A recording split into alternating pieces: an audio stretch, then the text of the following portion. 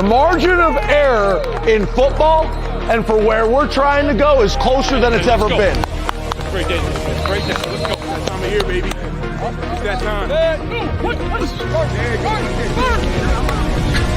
I want you guys to focus on the process of what it takes to be successful.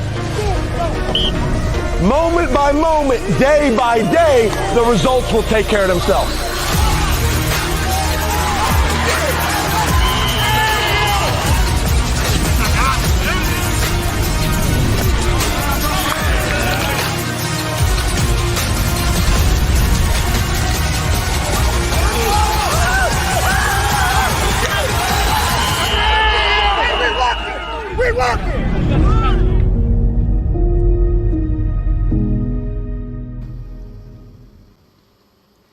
Never a bad day to be inside Beaver Stadium here in Happy Valley. The sun is out, and we're just over a month away from this place being rocking for some Penn State football.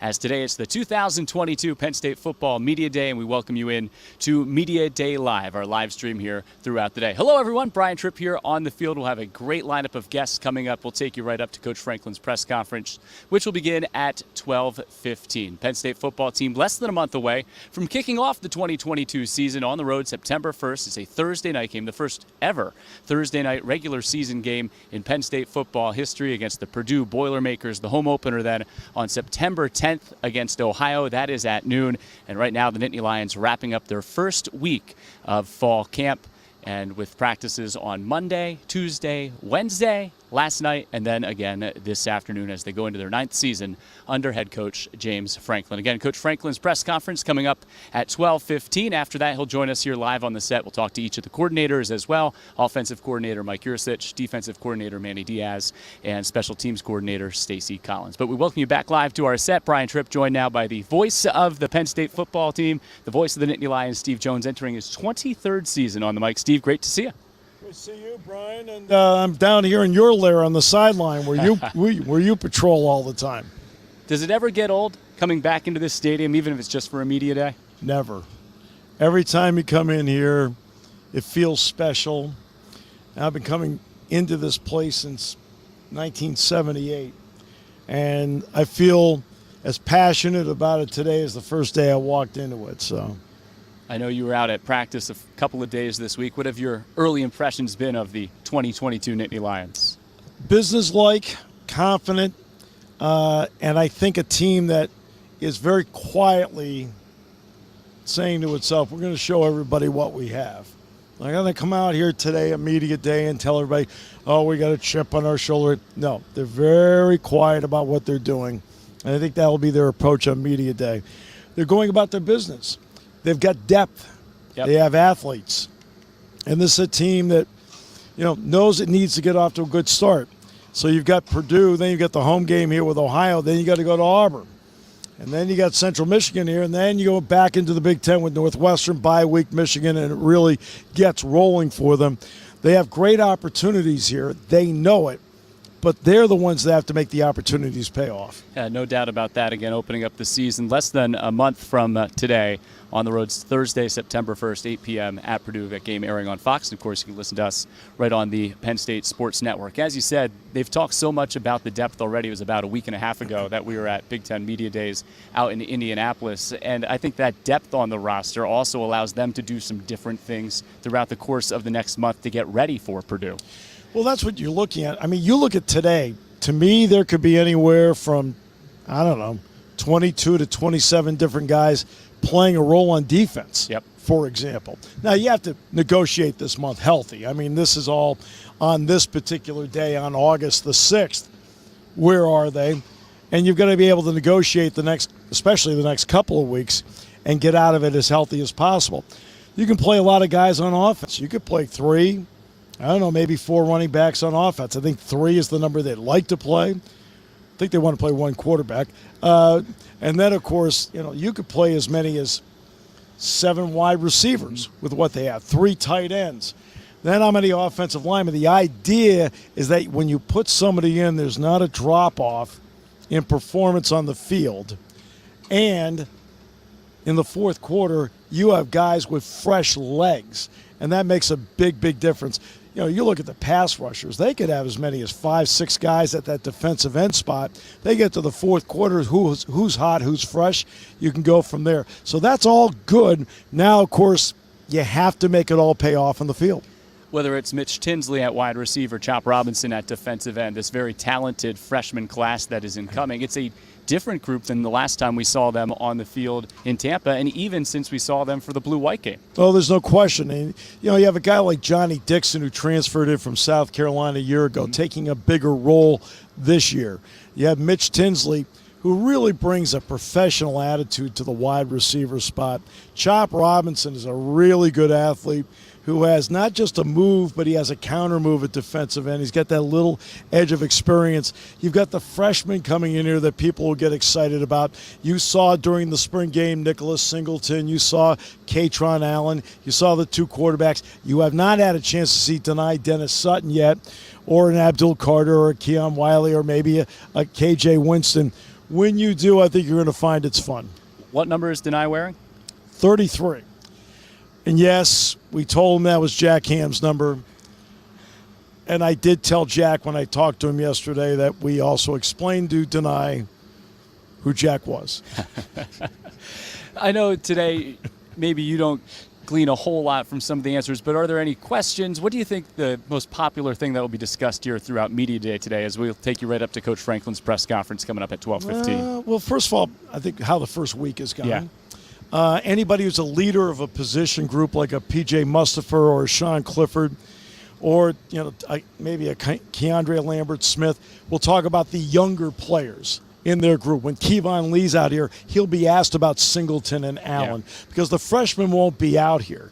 So you're going to get a lot of questions to the older players about the younger players as everybody tries to glean any kind of information or nugget they can about where the young players fit into all of this. So I think that'll be some of the questions out here as they try to use the older players to their advantage to find out more about the younger players. Great look at our set here on Media Day Live from Beaver Stadium today. The sun was not out earlier, but it knew right at 12 noon to peek out. It is hot down here on the field. Temperatures in the mid-80s. It's a gorgeous Saturday afternoon here in early August for the 2022 Penn State Football Media Day. Again, we're taking you right up until Coach Franklin's press conference at 12:15. Following that press conference, he'll join us here on the set with each of the coordinators to follow and the student athletes as well. You know, what I think is interesting too, Steve, is that it's hard to believe, but Coach is going into his 9th season here at Penn State, 3rd longest tenured in the Big Ten, longest tenured in the East Division. But it still has a fresh and a new feel to it. I think the energy and the environment around the program every day is really, really good right now. Yeah, that's what happens when you inject some transfers. And Penn State doesn't go over. Yep. They vet and are very particular on transfers. That's why you get a maximum performance out of an Arnold Ebiketie, for example. Why you're going to get a maximum out of Mitch Tinsley and Chop Robinson, and I mentioned Johnny Dixon already. But also the freshmen have come in and they've energized it. And not only that, you've got veterans who are energized because, look, they want to show everybody that Penn State, which is one of the top brands in the country, is going to go out and put together a record like a top brand, and they want to compete for the Eastern Division Championship. That's what they want to do, and then take every step from there. That's why there's energy out there. They quietly feel like, you know what, we have something to prove. One thing you said that I thought was really interesting in this Media Day scrum today, because all the players will be out here on the field, they'll be thrown by their position groups. A lot of questions will be about those new guys because they aren't here. But what is the value of a Sean Clifford, a Jonathan Sutherland, Chris Stoll? The list goes on and on. I think their value to the team is so important. And look, it's a new day and age of college football where there are 23, 24-year-olds on every roster across college football, 5th-year, 6th-year guys. That is the era we're living in now. But I think their valuable is so immense. But also it takes strong character to be a mentor, to not be looking over your shoulder and understand that you have a role not only for this year as a leader and a star player on the football team, but also to help develop those younger guys, and that's really important. Seniors in this era are gold. That's what they are. They're gold. Because so many guys now can leave after their 3rd year, or you can transfer someplace else and play out the rest of your career someplace else. Some guys end up at 3 different teams.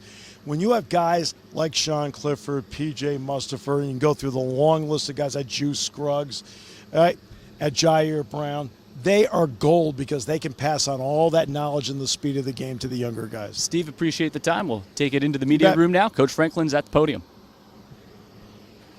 Yeah, I'll keep it brief so you guys can ask questions, but been pleased so far, with camp. Obviously, over the last probably 3 years, there's been a bunch of rule changes that have affected how we do camp. No two-a-days anymore, days off. Bunch of rules that have changed really kind of the feel of camp. And then obviously at Penn State with the academic calendar that we have, our guys typically go to school for most of camp as well. So, it's gone well. Manny's done a really good job coming in and getting adjusted. Obviously, the time that we spent at the retreat, kind of going through how we do things, how we operate, not only from a daily schedule but also from a philosophical perspective. I think that's been helpful. Obviously, year 2 with Coach Yurcich has been helpful as well. And then continuing to build in the area on special teams with Stacy. Been pleased with all those things. Like I said at media days, I think we have more depth, than we've had the last 2 years for a number of different reasons. But overall, I'm pleased. Obviously, the positions that you guys have written about already, that we have some depth or some question marks. We're working hard, obviously, to build those, build that depth at those positions as well. So overall, really good. You guys will get a chance to see us this afternoon, briefly, and then we're also talking about some other opportunities. So we'll see how that all plays out. But appreciate everybody coming out to cover Penn State football. Look forward to answering your questions and looking forward to working with you guys all year long. So open up the questions. Raise your hand and we'll get a mic to you. Corey, Dave? No? Hey, James. I'm Zach Allen from the Daily Collegian. Hey, Zach. Parker Washington's entering his 3rd year with the team. What's it been like to see him go from a true freshman to one of the leaders in the wide receiver group and a potential #1 option? Yeah, he's done a nice job. Obviously, being with Jahan, I think, was helpful for him in his development and seeing the things that Jahan did. And he's obviously made, a number of plays here. Really good ball skills, great body control, and, really intelligent guy. So, I know Sean has a lot of confidence in him, and so does Coach Yurcich and Coach Stubblefield and myself as well.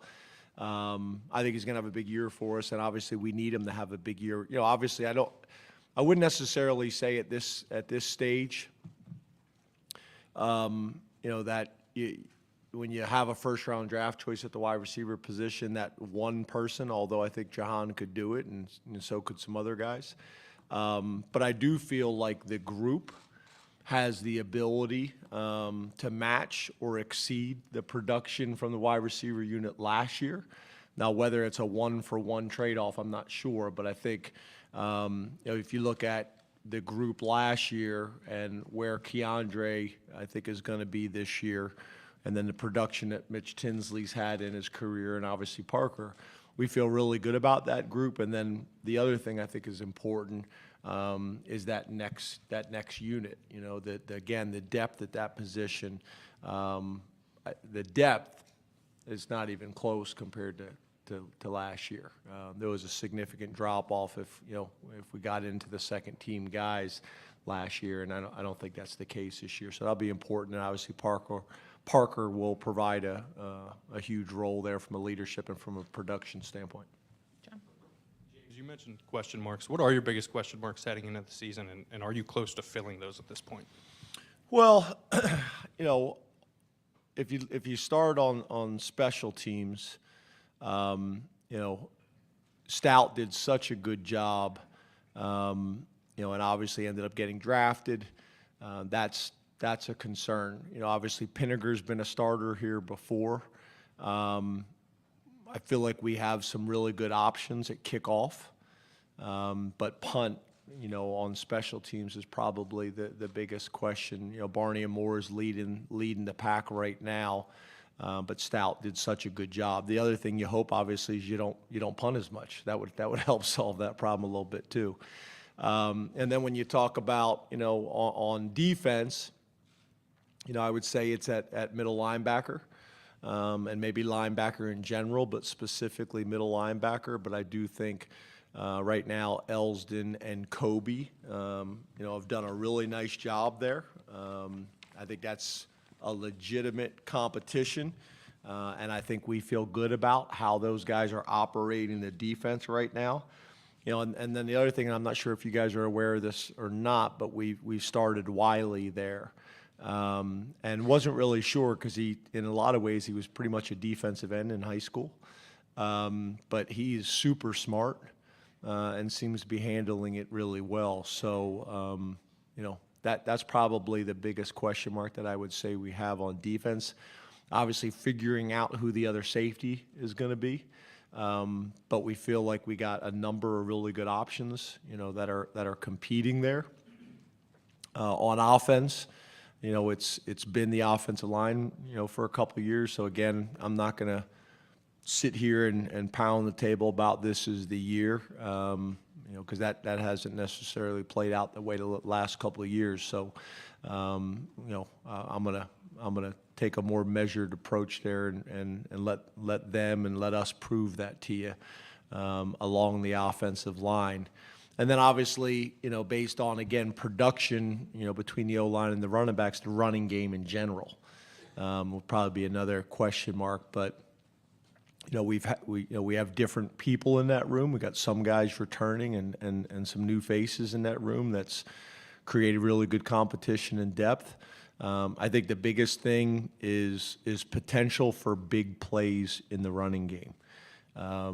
That's going to be really important for us.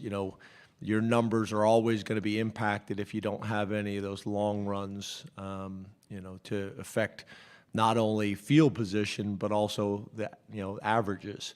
And then I think that's also plays a role in taking some pressure off of the passing game, and should create some more big play potential off of play action pass as well. So those are the things that probably jump out to me as the most, if that makes sense. Dave? Hi, James. Hey, Dave. I've had too much time on my hands during the summer and overanalyzing everything, and it occurred to me, you guys are known for self-analyzing and being a big fan of self-study, reverse engineering problems. And it occurred to me that in 8 years, every single one of your position groups has not been just at a good level, but at one time or another, a superior level, except for one, which is the offensive line, as you said. Why? Why do you think that is? Is it development, coaching, recruiting? Why? Yeah, I think you got to say all of that, right? I think you get to an elite level or a superior level through all of those things. And when it doesn't work out the way you want it to, then all those areas factor in as well. So that's where some of the changes that we've made, from a staff perspective, I think are going to impact that. Philosophically, how we've kind of gone about our business in terms of off-season development, strength and conditioning, some of the things that we're doing scheme-wise as well, that I've been adamant about, that I think are going to help that position as well. It's all of it. Scheme, it's fundamentals, it's coaching, it's recruiting. It's all of it. I think all of it is impacted, and when we're successful, it's for the very same reasons. To your point, it's hard to say when you win a Big Ten championship that you didn't play well. So I don't know if I completely agree with your analysis, but I think it's a fair point. Have you emphasized it enough? That's the second part of the question. Is that been identified as maybe we haven't emphasized enough or not? Yeah, I think it's a fair question, right? One of the things that I've noticed right away with Manny is we are emphasizing turnovers like crazy. And because of that, you see it. I literally just said that in a staff meeting this morning. We're getting our hands on so many more balls, fumbles, turnovers. So I think your point is a good one. I will tell you this year, it's been emphasized. I've felt like that in the past as well, but it's been emphasized enough that we have the chance to take a step in the right direction this year. But I do think there's some things that we've done off the field as well from a staffing perspective that I think can impact it. And then I think you have to be willing to call the game in a certain way as well. There's things that you can do to help with the offensive line. There's things that you can do in terms of, again, the running game, being able to wear people down on normal downs on first and second down, take some of those shots off your quarterback, but also to wear down the defensive lineman so not as effective on third down, being able to move the pocket so you don't have a consistent launch point, doing things with your cadences, all those things. But again, I think it's a more than fair question. I am confident that it has been emphasized this training camp and off season. Mark? Hey, James, you mentioned Manny. I'm wondering how much of a different philosophy are you going to have defensively this year compared to working with Brent for all those years? I know you wouldn't want to get into specific things, Yep. but is it a dramatic change or is it more subtle? No, I think it's more subtle. And again, that's why we went in that direction, right? At the end of the day, we were going to try to go out and hire the best defensive coordinator we possibly could. But being able to find someone that comes from a similar background, similar philosophy, I think is helpful. You just don't want to start all over again. Especially when you think about it, the majority of the players are back and the majority of the staff were back. So who's going to take on that learning? Is it all the players or it is the coordinator? So I think we've done a pretty good blend there. But at the end of the day, you also have hired Manny for a reason, and you want him to be comfortable in what he's doing and what he's calling and how he operates. But I think we're in a good place. I've been pleased with how we've played defensively. I love what Manny's doing in terms of what I just talked about, in terms of how he's emphasizing getting your hands on ball, in terms of causing fumbles, interceptions, true interceptions, or tip balls that turn into interceptions, getting guys to run to the ball. So, I've been very pleased, and I think our guys are confident. And there's some subtle changes that I think fit who we are. Corey? Hi, James. With regards to Mike Yurcich, you mentioned a couple minutes ago you have to be willing to call the game a certain way. What do you think Mike learned last year in terms of his development, calling games in the Big Ten, what will work, what won't work, those kinds of things? Well, I think one of the biggest things is him knowing our personnel and what those guys do well, and where we need to help them. And again, that's in the running game. That's specifically with Sean. I think Sean and Mike know each other better, and I think that's useful. Obviously, like we've talked about, having the same offensive coordinator and the same offensive system for multiple years. I think there's a ton of value in that. And then I think, the other thing is just the familiarity with the league, with the defensive coordinators, with the venues, all those things I think are helpful. So, obviously Mike's got a long track record of success, and, again, I think we have the ability to do some pretty good things on offense this year with a returning starting quarterback, the personnel, and the coordinator. Rich? Good afternoon. How are you? Good, Rich. How are you? I'm good, thanks. You received substantial production from the transfer portal last year. What do you expect from Mitchell, Chop, and Hunter from the D1 transfers that you have? How have they acclimated themselves here? Yeah, I think Mitch, has already had so much production in college, and he's super mature, and he also understands some of the things that maybe the young guys don't understand. He's roommates with Sean. Smart move. They've been able to really build a rapport together on and off the field, which I think is really helpful. So I think he's got a chance to have a really, really productive year. Kind of all the things we talked about is kind of how he is as a player. He's dependable. He's got really good ball skills and toughness and maturity. So I think he's one of those guys that you're going to know what you're getting pretty much week in and week out from him. If you talk about Hunter, obviously the closer you get to the ball, just like, if you're a freshman coming in, the transfer situation, especially when you're transferring from whether it's Ivy League or 1AA up or whatever it may be, it's a big difference.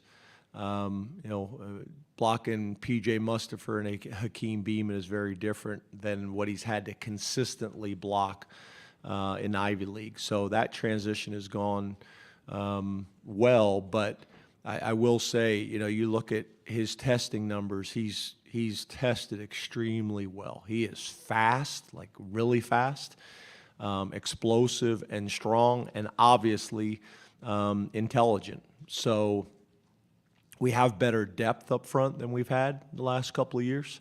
So whether it's game 1 or game 4, we'll see, but he's going to have a significant role. But it's too early to say right now, who and how it's gonna play out. And then the other one is Chop, at defensive end. That was something that was going to be important to us, obviously, with the guys that we lost, AK, and then obviously what we did with Jesse last year.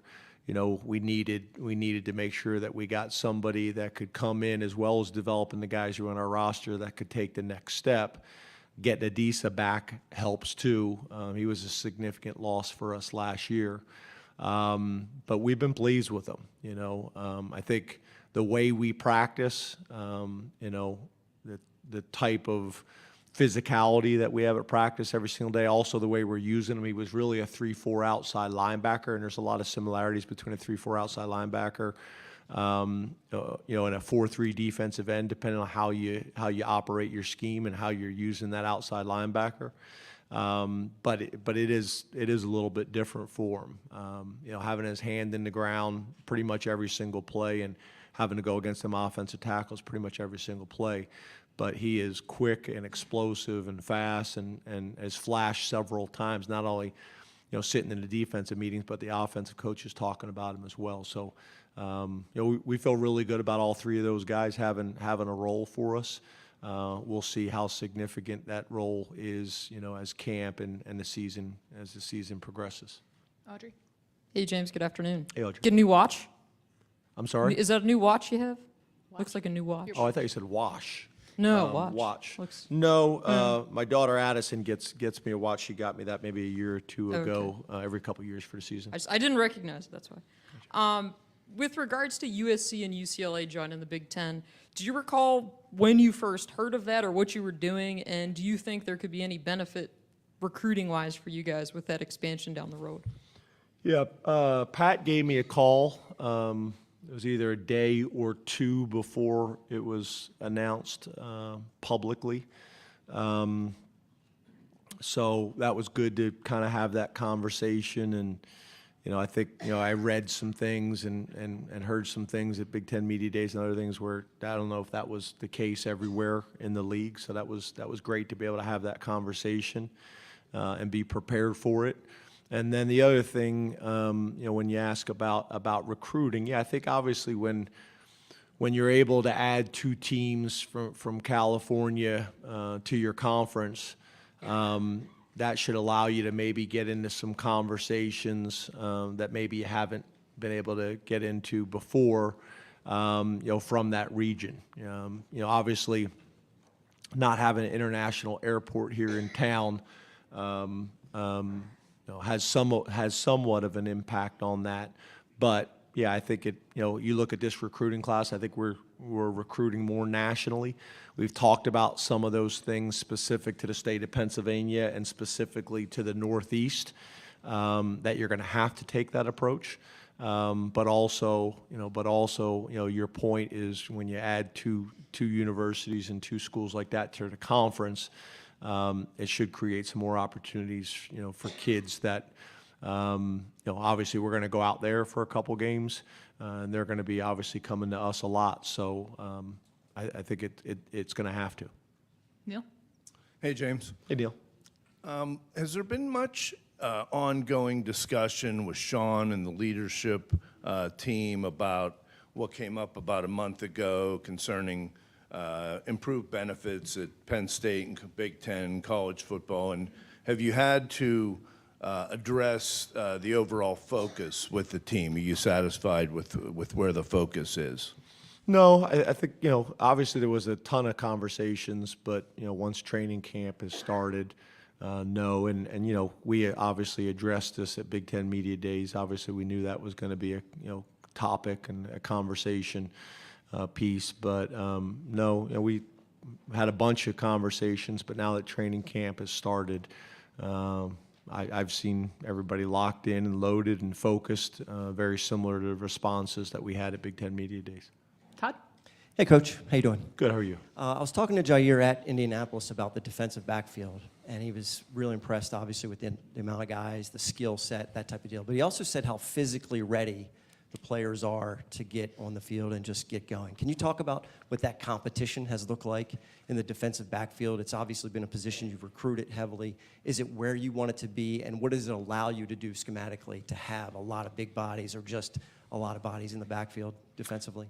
Yeah, I do think if you look, at Penn State historically, I don't know if you guys have been in the facility in a while, but outside of each one of our rooms, meeting rooms, we kind of have all the players that were all Americans or first round draft choices or whatever it was. And, Coach Poindexter, but really specifically Terry Smith, you look at the number of guys that have made all-conference, all-American, been drafted out of the defensive back room. I think that's been a real emphasis and probably a shift historically in what we've been able to do there. And Terry gets a lot of credit for that. But when you look at where we're at right now, you talk about depth at the corner position. We're really in a pretty good spot there. One of the guys that's really come on for us right now is having a great camp is Johnny Dixon. Has had a really good camp, which is really important for us, not only in creating depth, but also guys that maybe people have pegged in as the starters are either being pushed to improve their game to keep their starting job, or could be replaced, and that's kind of across the board. But when you talk about, Marquise Wilson's played a lot of football, Johnny Dixon's played a lot of football, Kalen King's played a lot of football, Porter and Hardy have all played a lot of football, and then the young guys that you add to that, that helps. Especially as much nickel as we may play. Hardy's done a tremendous job in that role.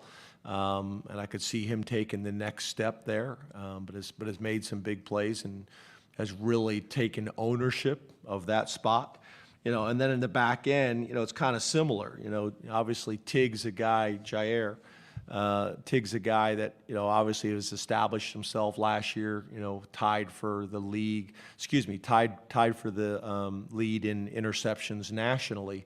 But there's three other guys that we feel really good about, that are competing for that other spot. When you talk about Ellis, who's played a lot of football for us, Jalen Reed, who played for us last year as a true freshman, and then Zachy Wheatley, who last year we redshirted at the corner position and then moved to safety in the spring, let alone the guys that are coming in.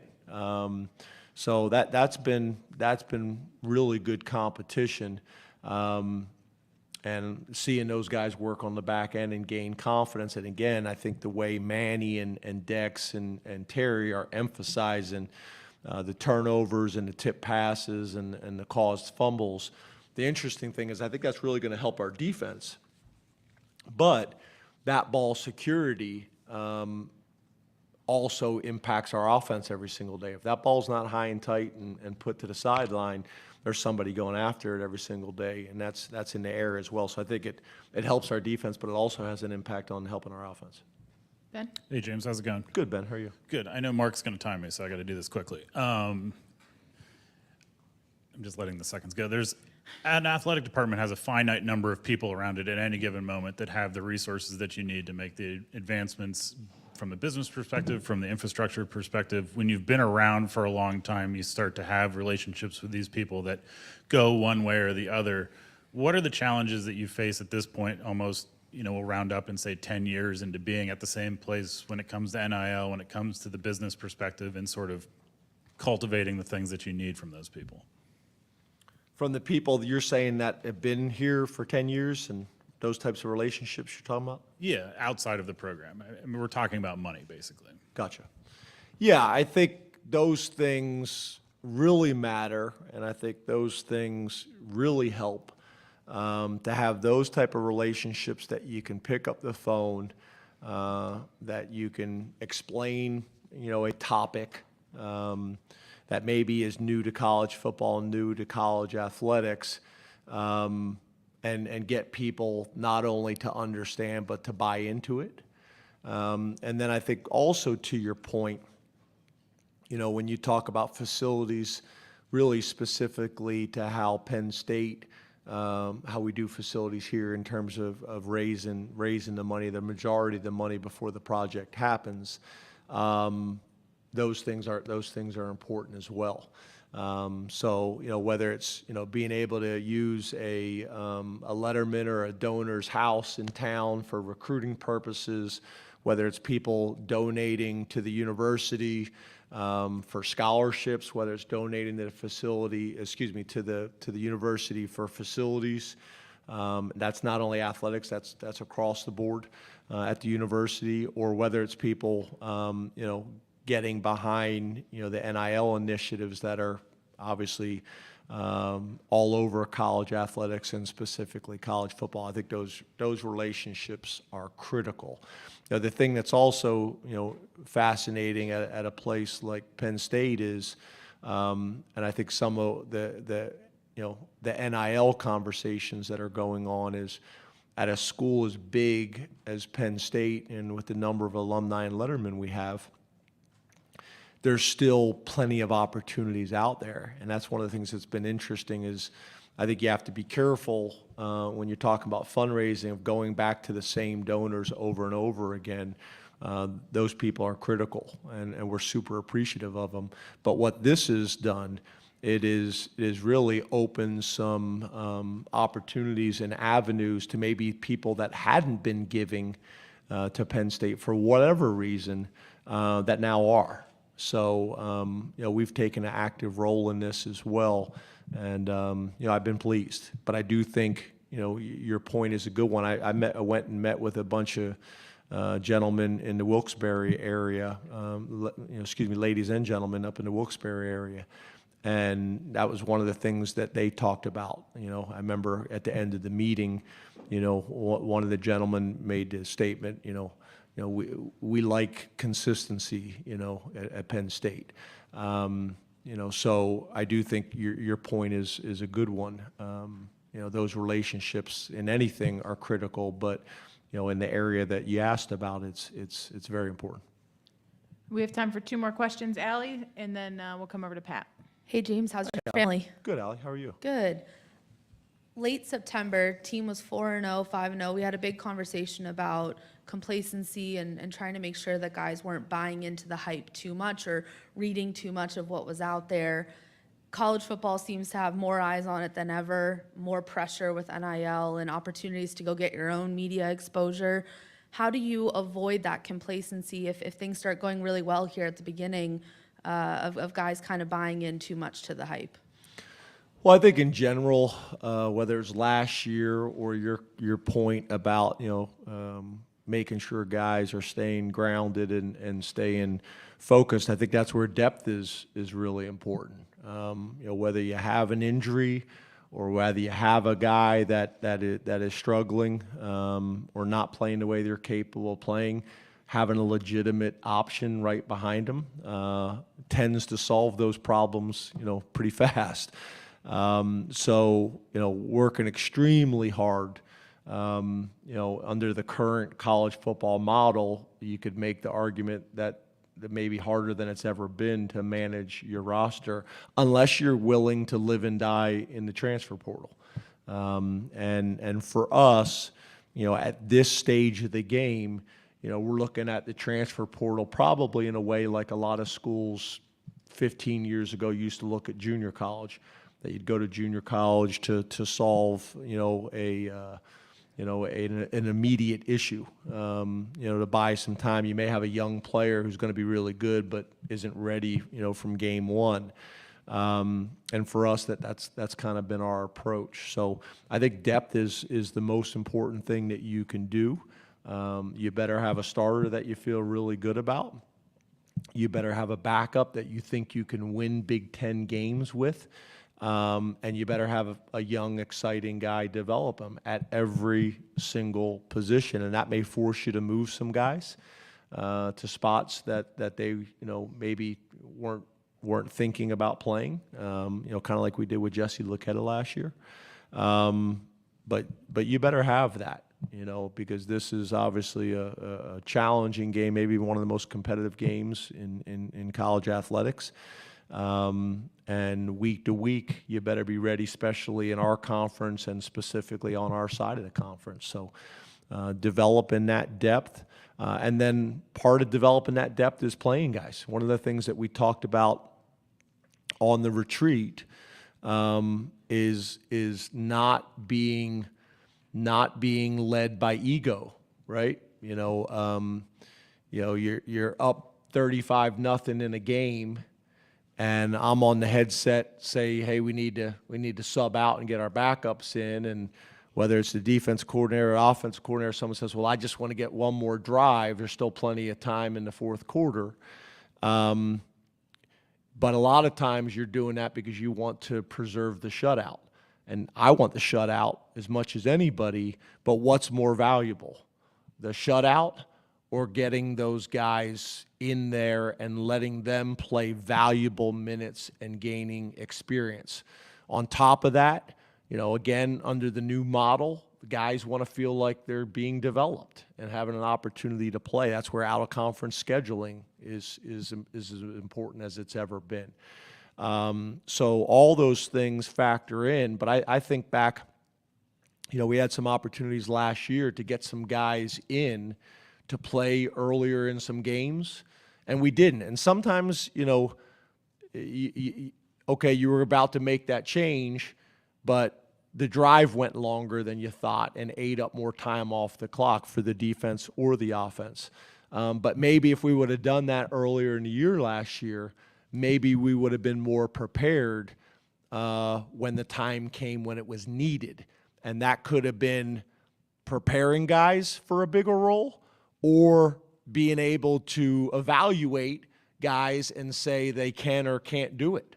And somebody else maybe needs an opportunity. All those things kind of factor into it. So that was a big discussion this offseason with the staff about we got to be willing. Because the other thing is it's not just the experience, right? It's a late game injury when the game was pretty much decided already. Or, the targeting penalty. And now you get a guy with a targeting penalty late in the game, and now he misses the first half of the next game. So all those things factor into it. Last question, Pat. I actually got it, Chris. Tyler, sorry. Hey, James, hope you're doing well. Hey, you too, Tyler. Salim Wormley and Adiza Isaac, you seem to be optimistic about their status coming out of spring ball, where they stood. I know they were still a little limited. How did that carry over through the remainder of the offseason, and where are they both in kind of their pursuit of getting back there for game days and playing big roles?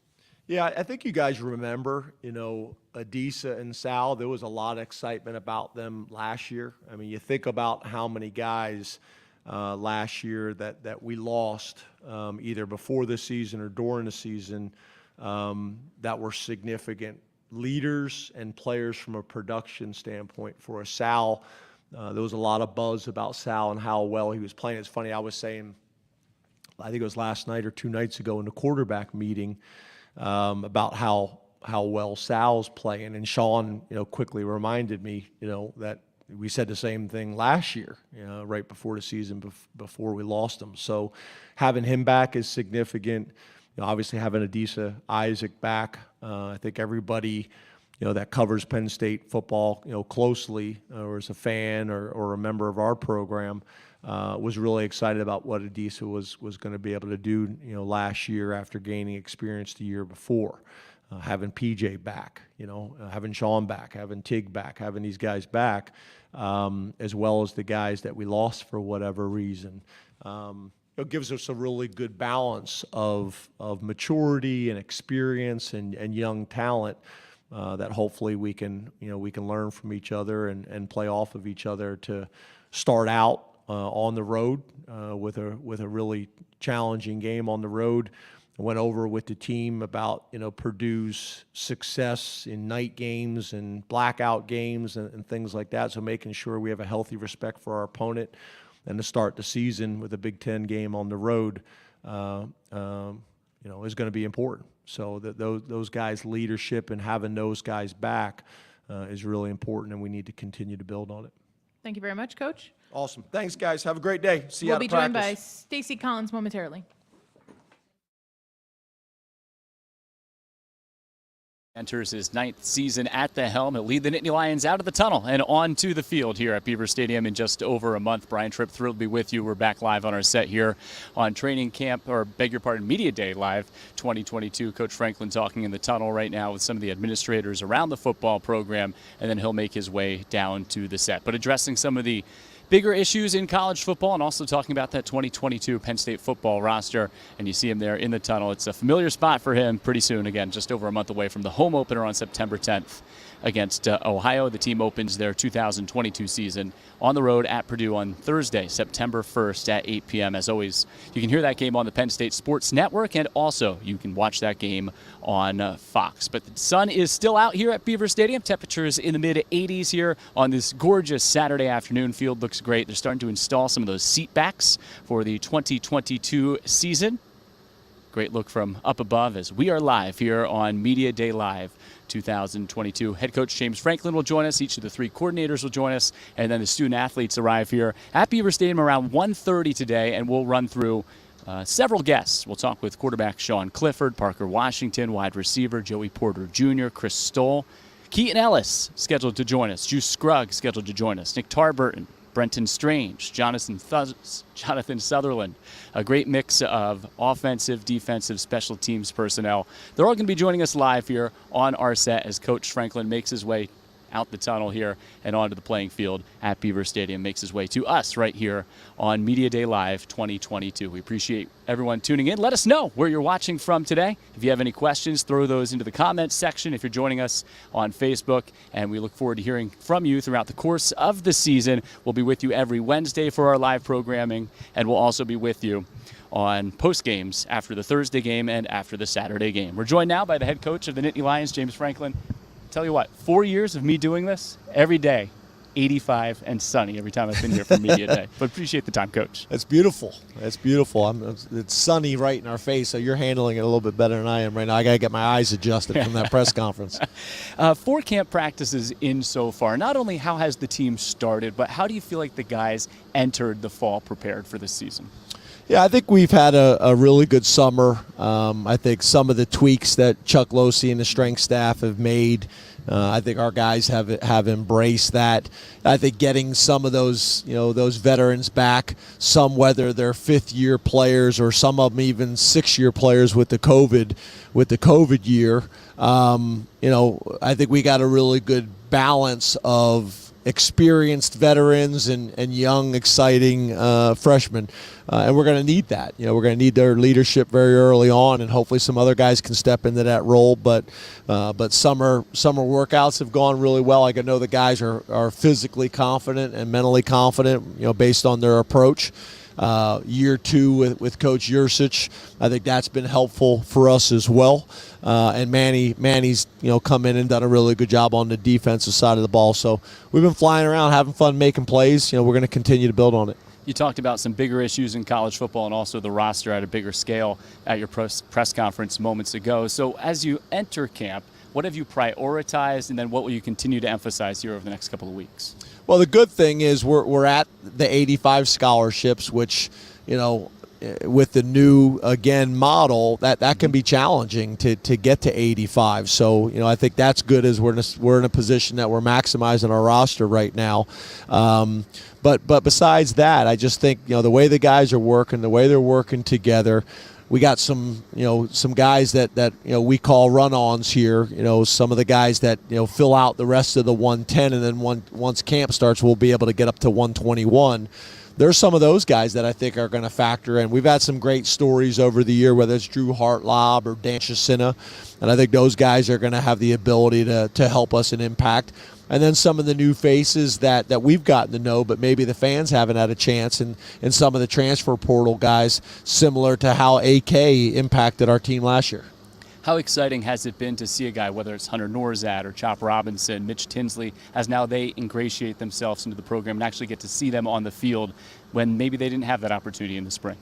Yeah, I think that's been really important. We're not a program that's going to live and die in the transfer portal like some programs are doing. We're going to go into that to solve specific needs that we have. You look at Mitch Tinsley and the amount of production that he's had in college football already. He's a mature guy. He's a smart guy. He's a dependable guy. I think he's going to have a good year for us. Hunter Norzad, one of the more athletic big men we have in our program, has come in and really embraced it. But like you've heard me say in the past, the closer you are to the ball, the bigger the transition is, whether it's from a high school student athlete or whether it's from a transfer student. And then Chop Robinson at the defensive end position, having the juice and athleticism to cause some issues for the quarterbacks, just like we're hoping that Adisa Isaac and Nick Tarburton, a bunch of those guys will do. But they've all fit in really well. It'll be interesting to see how they continue to get themselves, integrated into our program. I'm glad you mentioned that transition and how difficult it can be for a freshman coming in, especially. How have you seen the freshmen, because you had a big group of them here in the spring, how have they transitioned from the spring, the strides they've made throughout the summer, and now as they start the fall? Yeah, again, college football has changed, and we're able to have more meetings with them. We're able to have more practices with them. It used to be very hands-off in the summer. They were here all summer with the strength staff training and working out and watching film on their own. But the rule changes have allowed us to really coach them more. So I do think it puts players in better position to impact early. I do think this class, there's probably more players in this freshman class that I think have a chance to impact, whether it's they're more physically developed or more mentally developed, or whatever it may be. There's a larger group of guys, and the number of mid-semester grads continues to rise. We were averaging probably about 5 or 6 a year, and now the number's between 10 and 14 guys a year. I know you talked about this inside in the media room a couple minutes ago, but how does Manny Diaz's personality and his goals fit with the personnel and the scheme already in place and what you want to accomplish defensively? I think really well. I mean, that's one of the big reasons why we hired him, right? There was a similar philosophy already there. But like we talked about in the press conference, the team takes on what you emphasize, and Manny's done a really good job of emphasizing turnovers in practice every single day, and I just see us getting our hands on more balls, whether that is stripping or punching at a ball to create a fumble, whether it's intercepting the ball or getting your hands on a pass, which creates a tipped ball, which obviously creates opportunities for the second man in to get the interception. So I think that's been a real positive for us. What's your routine like this time of year? Do you play the fight song on the alarm clock too? No.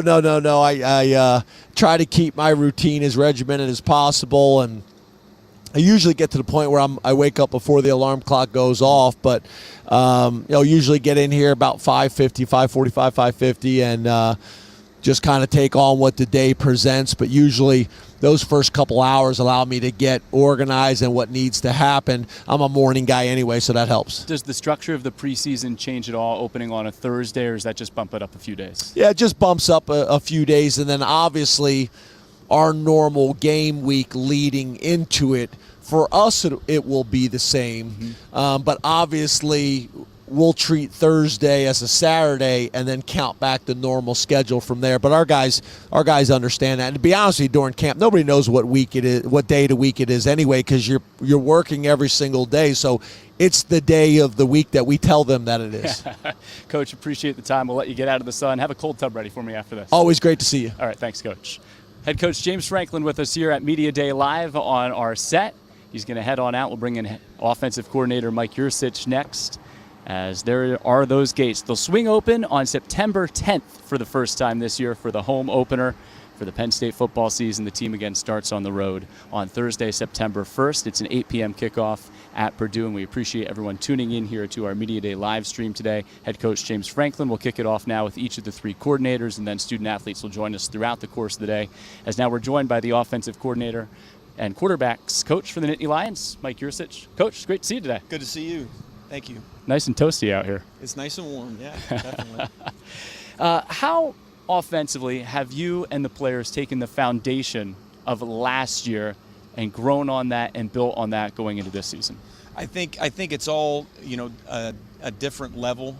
The more you can expand at the same time, you have to get back down to the roots and to the fundamentals of the offense to really master your craft and master the system and the communication. So every time you get a new season, whether it be winter workouts or whether it be spring ball or whether it be, walkthroughs in the summer and now into summer camp, fall camp, you get to basically start over again. And then it's just it's more repetitive, and it just becomes more common for everybody, more familiar. I think it's very helpful to understand where the problems lie, and with built repetition, that comes more naturally to everyone and more comfort level. I know there's obviously things you want to do as an offensive coordinator, but also very important is understanding the personnel you have and adapting that personnel and building your scheme around that personnel. So how, throughout the offseason, do you learn about the strengths, the weaknesses of your guys, and then go creatively and build an offense that matches what your team has the capabilities of doing? Well, I think it starts in recruiting, and you want to try to recruit to what we want to be, and we want to be a team that's balanced and an offense that's balanced. So I think it starts there. It all starts up front for us. And so from there, you have to adapt to your personnel strengths, whether it be tight end room, receiver room, and then tailbacks, and what your quarterback can do and what his strengths are, and build around that. But I think the more time you're with them, the more you learn about them. And I think you learn in the off season, in the winter program with Coach Losi, what these guys are made of, and it starts right there. And that was a big phase of our football program as a team and as an offense of grinding through those workouts, really sacrificing and coming together as a team. That's where it starts, and it's just continued on. And I like where we're headed. I like where we're at right now. So all good things right now. How does that specifically apply to Sean Clifford and what you both have learned about each other after 1 year, now having that comfortability going into year two? Well, again, it's a lot of relationship and getting to know one another, communicating, and there has to be a trust level, and I think that builds with time, and he trusts me and I trust him. We communicate more easily, more clearly, and you get to know one another, and I think that helps everybody. Getting to know him, he also now serves as a mentor in that quarterback room for, I know you're very excited about all four guys you have in there right now. So how has he embraced that role while also being a leader for the entire football team? It's been exceptional. It really has. He's been phenomenal with the young guys, teaching them the ins and outs. He knows where the bones are buried, so he can fill in the gaps in meeting time, outside of meeting time, and learn by example. I think one of the benefits of him being a 6-year guy is you know, he needs a certain amount of reps, but at the same time we can cut back and give those reps to the younger guys, and he's very unselfish in that regard and understands the big picture of things. So it's been very helpful. He's been awesome. He's like a coach on the field, so it's a tremendous benefit to our quarterback room and to our offense. I just asked Coach Franklin about this. Having so many freshmen here, and in the quarterback room specifically, you had Bo and Drew both here in the spring. How have they progressed since the time maybe the fans last saw them at the blue-white game to now the first couple of times you've seen them on the field in camp, the first 4 practices? I'd say all of them by leaps and bounds. And they've really done a lot of hard work over the summer. You constantly see those guys in the facility, which is really important. To be a great quarterback, you need to know how to study film and know how to learn the game on your own. And those guys have all done a tremendous job in that regard. How does the versatility, the depth, the skill sets that everyone can provide at the skill positions, running back, wide receiver, tight end, what does that enable the offense, the potential to do throughout the course of the season? Well, I think what you're trying to get to is maximizing the personnel and maximizing your abilities. And everybody's a little bit different. Everybody brings something different to the table.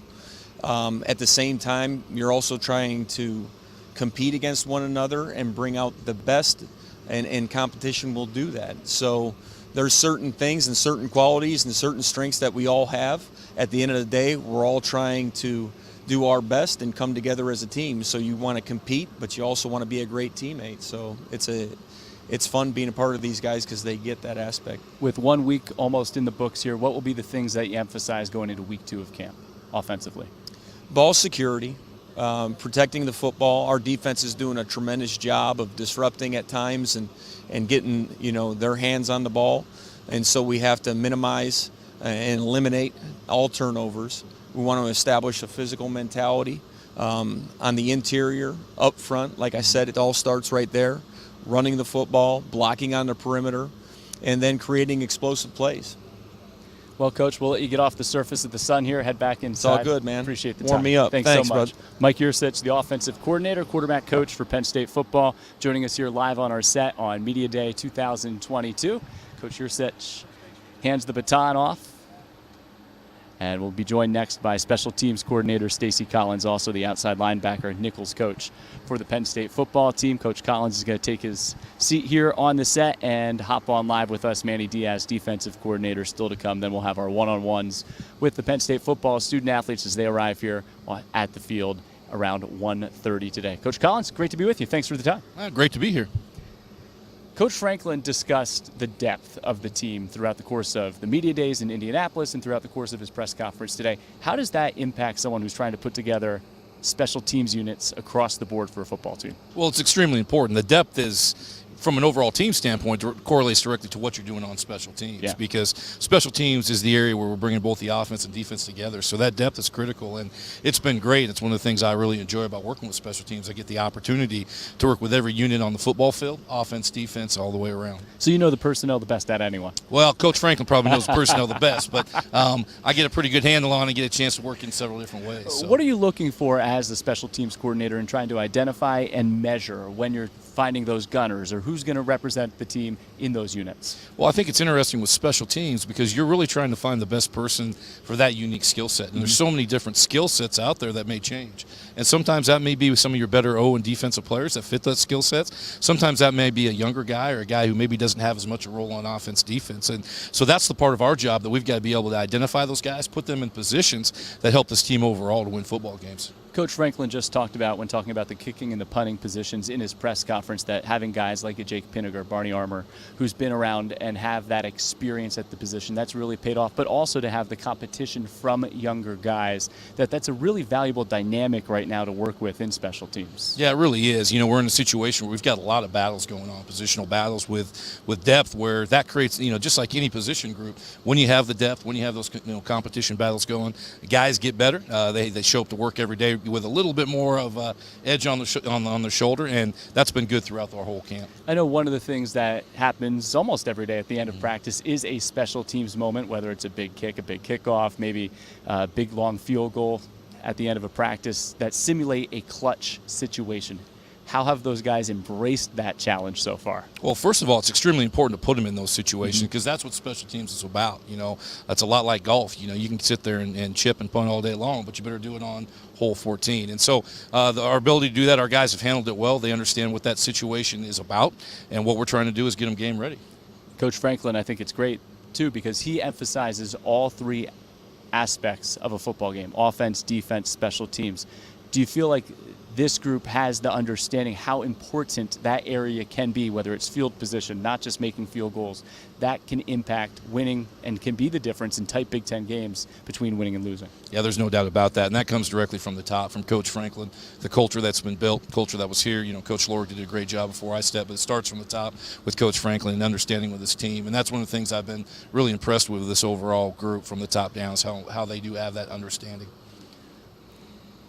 Assistant coach and special teams coordinator Stacy Collins joining us here. We'll still be joined by Manny Diaz, the defensive coordinator, coming up, and then the student athletes will join us out here on the field. What has it been like for you so far, immersing yourself into Penn State, getting to know the program, getting to know all the players in the program? What's that process like for you as someone who joins for the first year on the staff? Yeah, well, it's always unique from a special team standpoint because you get a chance to work with everybody. And like I said, you know, before, that's what I really like about it, that chance to, you know, see every position group, hang around those guys. And it's a great group to work with. It's a group that works their tail off. They do a great job. They're diligent with what they do. And it's been that way with the staff. I get an opportunity to work with everybody on the staff in some type of role. How would you describe Chris Stahl, what he means to the football team? Well, you know, Chris has been consistent. He's been here a long time. He understands what the program's about. He understands the expectations and the standards. And unbelievable young man, certainly on the field, but just as impressive off the field. You're also outside linebacker and work with the nickels as well on that defense. Coach Franklin talked about Manny Diaz and what the team has done so far to emphasize turnovers and really being a ball-hawking defense. How have you emphasized that with your position groups on the defense as well so far? Well, for us overall defensively, it starts with effort. You know, a little saying that luck follows effort. So when you have great effort, good things happen. So we want to certainly start with effort, and that's where it starts with Coach Diaz. And then from there, you know, we want to get our hands on the football. We want to be aggressive. We want to be, you know, create that havoc and find a way to get the ball back to our offense, give them a chance to score or score on defense. It's obviously an honor to wear that number 0, and Jonathan Sutherland is that guy.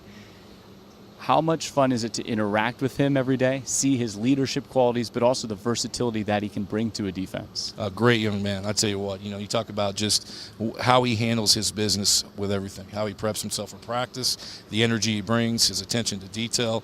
He's been great to work with, great to be around from a defensive standpoint, from a special team standpoint, and it's been a pleasure working with him. Well, Coach, we know you're up next.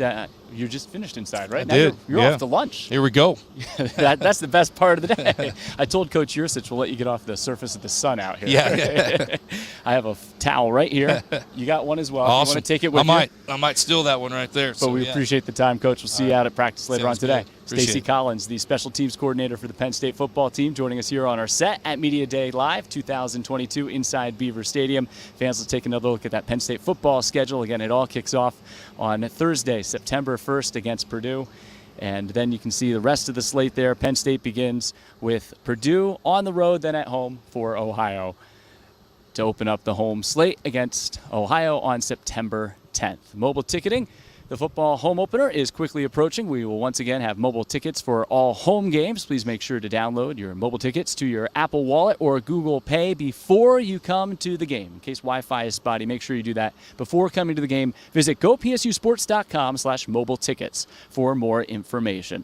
Fans, you know the drill. Check for parking and traffic info. Know your route before you come to the stadium. Our football game day traffic pattern will be in place once again this season. So for information, as always, you can go to gopsusports.com/game day. And hey, if you don't have tickets yet, there's still some available. 2022 football tickets are available now. Make sure you are with us in Beaver Stadium. Cheer on the Nittany Lions this season. Cheer on Coach Franklin, Coach Yurcich, Coach Collins, Coach Diaz, who's coming up next.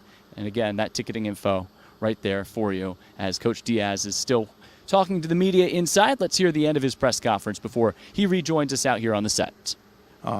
Bad things happen to a defense, normally through missed assignments, missed tackles, or a lack of effort. And those are all things that we say that we can control. So I think for a long time, in this area, the Pittsburgh Steelers under Dick LeBeau, they always did a great job of being, it was Blitzburg. They were always a high-pressure team, but the way that they played their coverage, a lot of times they would play their coverage in such a way to keep the wide receivers in front. So you're always sort of attacking here at the point of attack, but down here in the back end, you're always keeping yourself sort of risk-adverse. And I think every defense coordinator in the country understands that that's what you're trying to do. I mean, you understand that big plays get you beat, but you know that creating havoc and making big plays can swing a game. So we feel like we can take pride in doing both. I don't ever look at it pulling one lever at the expense of pulling another lever. Thanks, Manny. We'll have Mike Yurcich next. Thank you all.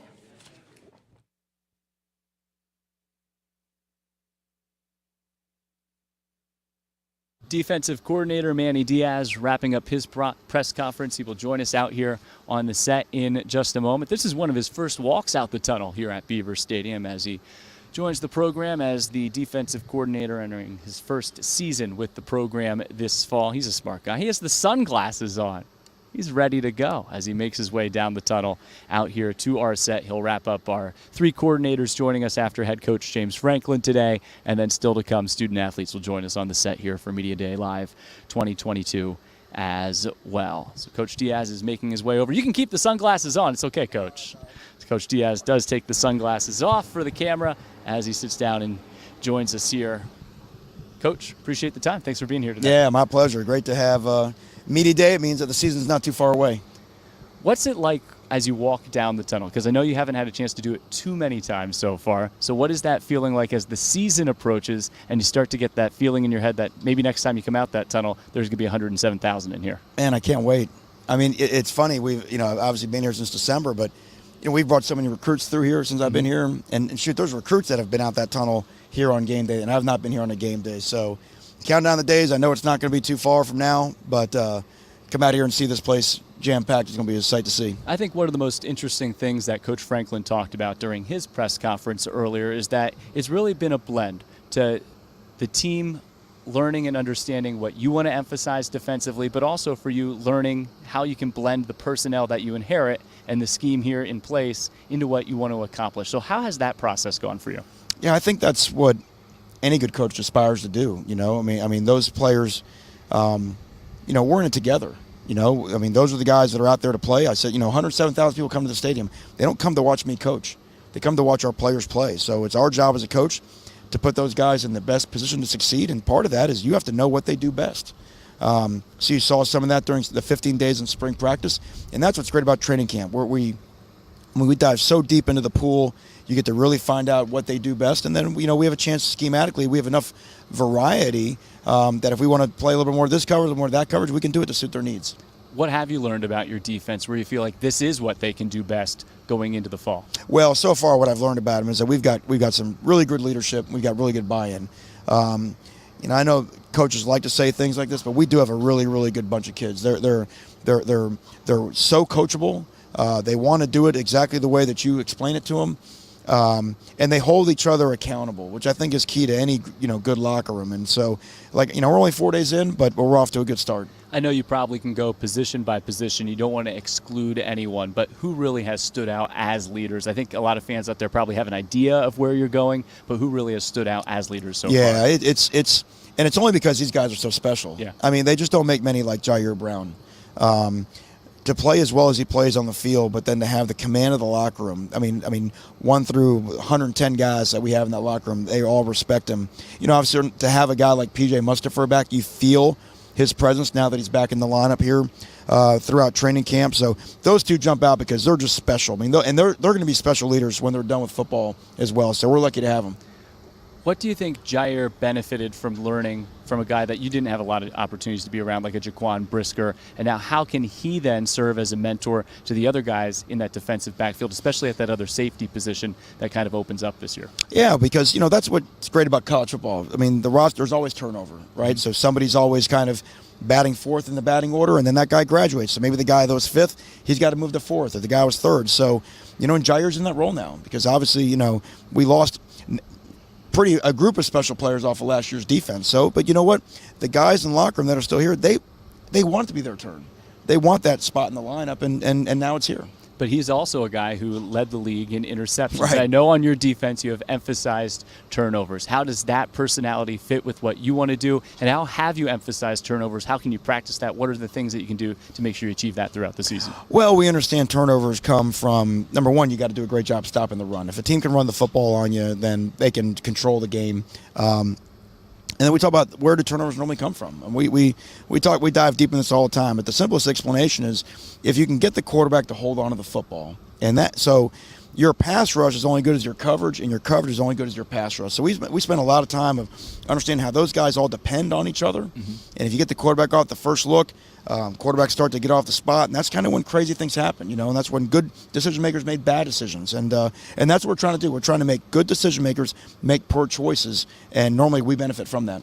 How can the depth along the defensive front allow guys to stay fresh, but also because of the talent there, help you get after quarterbacks this year? Well, you mentioned get after quarterbacks. The most tiring thing to do in the sport of football is rush the passer. I mean, the energy expended, think about it, a 300-pound guy in front of you. You got to do everything you can to run around that guy, power through him, only to just see the ball thrown, and now you got to turn and sprint to wherever the ball is. So there's only so many snaps you can do that really full speed. If you don't have depth, what ends up happening is guys start pacing themselves. They kind of start trying to survive out there instead of attack. So we do feel good about our depth. We want to have 8 guys at the minimum that we can roll in. It should be like a hockey team, just coming over the boards, guys running in, guys running out, always fresh, always in attack mode. I know fans are very curious to learn more about Denai Dennis Sutton, Chop Robinson, as they get to see them for the first time. What kind of impact have they made as now you start to realize they're a part of this mix as well on the defensive side? Yeah, I think Chop is off to a good start. All the things that we saw at his previous school, providing us with some twitch and athleticism off the edge, the ability to get after the quarterback has been good.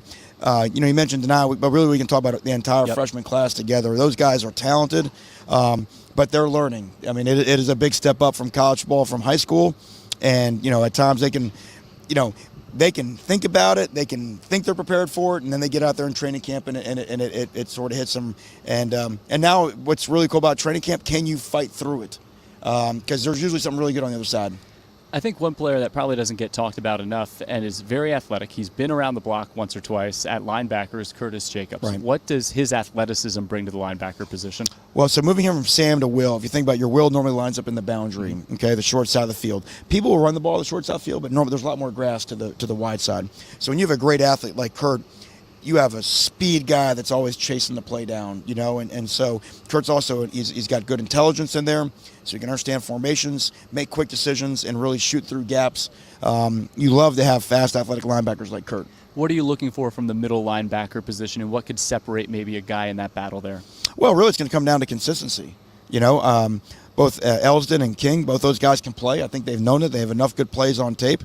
But now you got to do it down after down. And really, linebacker, before it's about the spectacular, it's about the routine. Can you be where you're supposed to be play after play? And the guy that does that the most will play.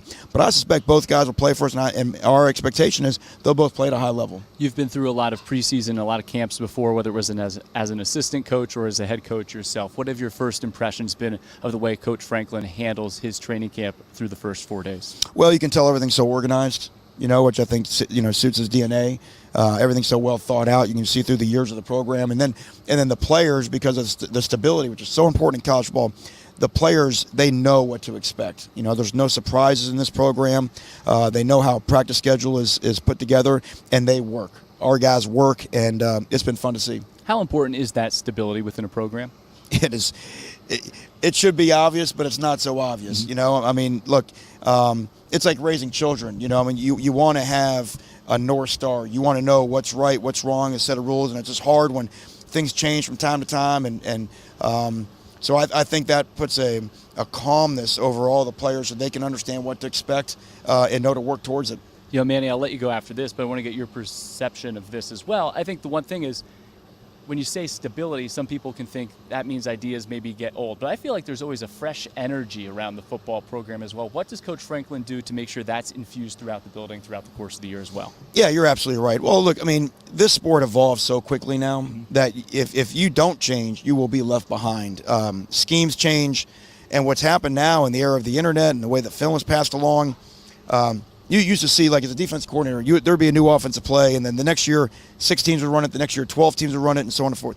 Now, it happens so fast. It might be an offensive play. The next week, everyone's running it.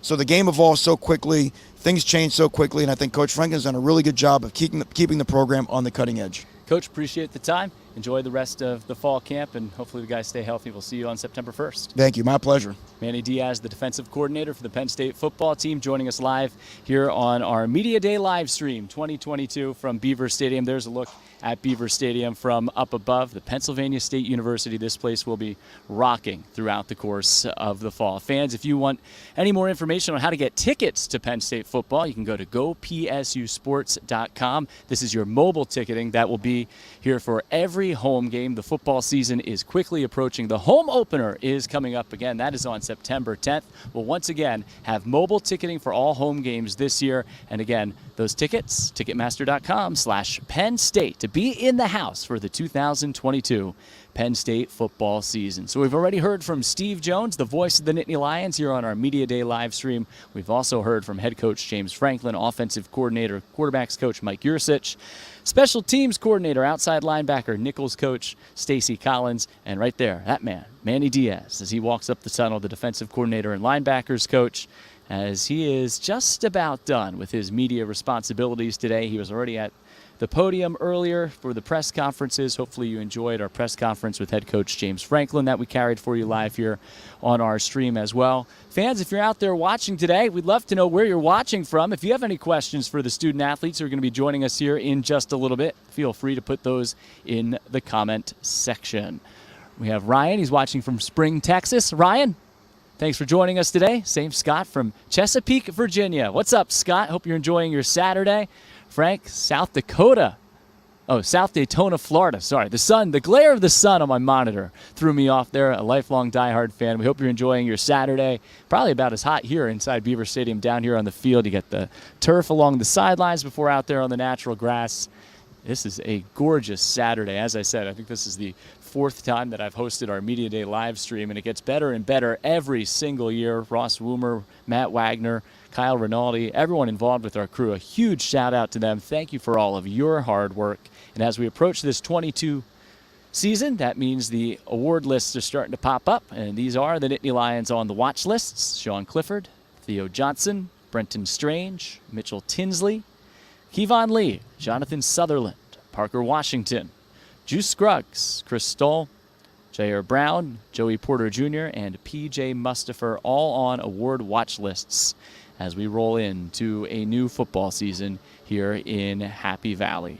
So pretty soon the blue buses will arrive. The players are going to walk out the tunnel, and they'll join us here on the set. We have a list of 9 guests. Who knows? Maybe we'll have more. Maybe we'll have a couple of fresh faces check in. They'll join us out here on the set, and they're going to head to their respective positions on the field. There will be media scrums. We'll give you live looks at those throughout the day. There is the stately Nittany Lion head.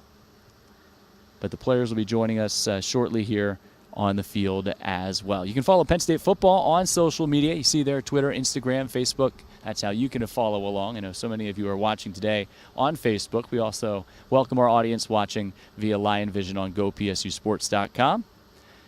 Well, as we said, today will be practice number 5. Here's a short video with some highlights from the first 4 practices this fall. Here we go.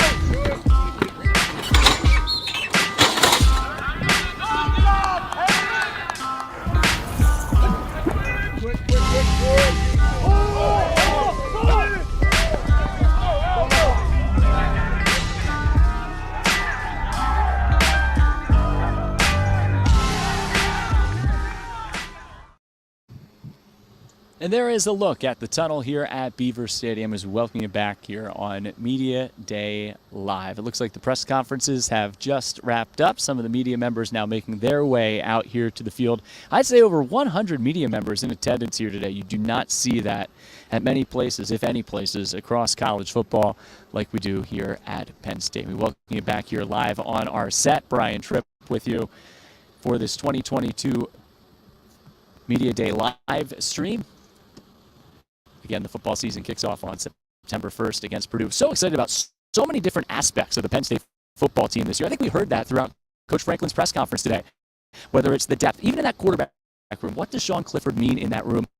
Not only as a leader and a sixth-year player, who's going into his fourth season as a starter, and what he can do on the field, but also his role with Christian Veer, with Drew Aller, with Bo Pribula, and his mentorship in that quarterback room on a day-to-day basis, and then the weapons and the comfortability he'll have with Mike Yurcich going into his second year as the offensive coordinator, and the growth that they've seen throughout the season. Then you shift over to running back Kevon Lee and Devin Ford, Isaiah Holmes in that backfield. Then you throw in the new guys, Katron Allen and Nicholas Singleton, and what they bring to the table at that running back position. Wide receiver Parker Washington is going to join us here on the set today. Parker Washington will be with us. Mitch Tinsley at wide receiver as well. One of the newcomers, Keandre Lambert-Smith. I think Malik Mega has had an excellent fall so far. What he can bring to the table with his size, his speed, his athleticism. So Malik Mega will be a part of that mix. And so many other guys. Caden Saunders, a newcomer. Amari Evans. You just start to name the names, you realize how many different players could have a role with the football team and the depth going into this 2022 season. There you see some of the great seasons in Penn State football history. Maybe it's those guys on the offensive side of the ball, the skill position.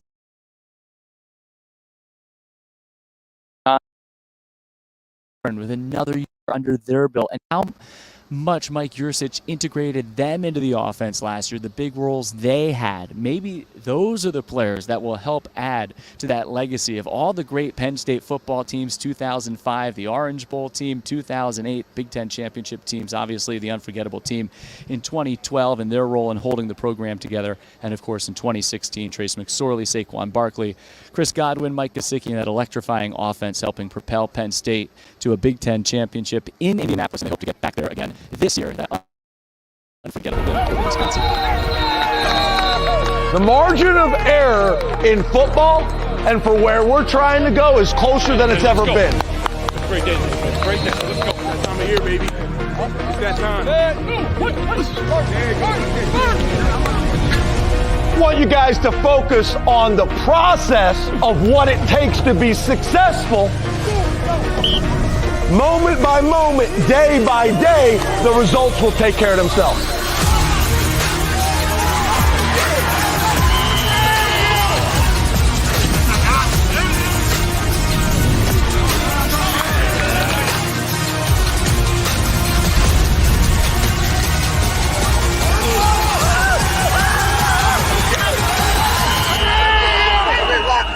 We working!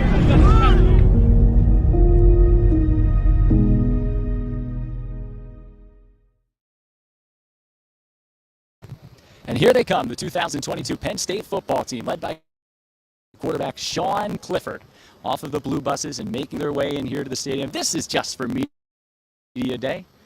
Still a fun time, no less, as the team starts to make their way into the stadium here and up the tunnel. As the team makes their way into the stadium and up the tunnel, and then they'll join the media scrums out here on the field. The media is already descending onto the playing surface. Do you have me now? Is that better, Ross?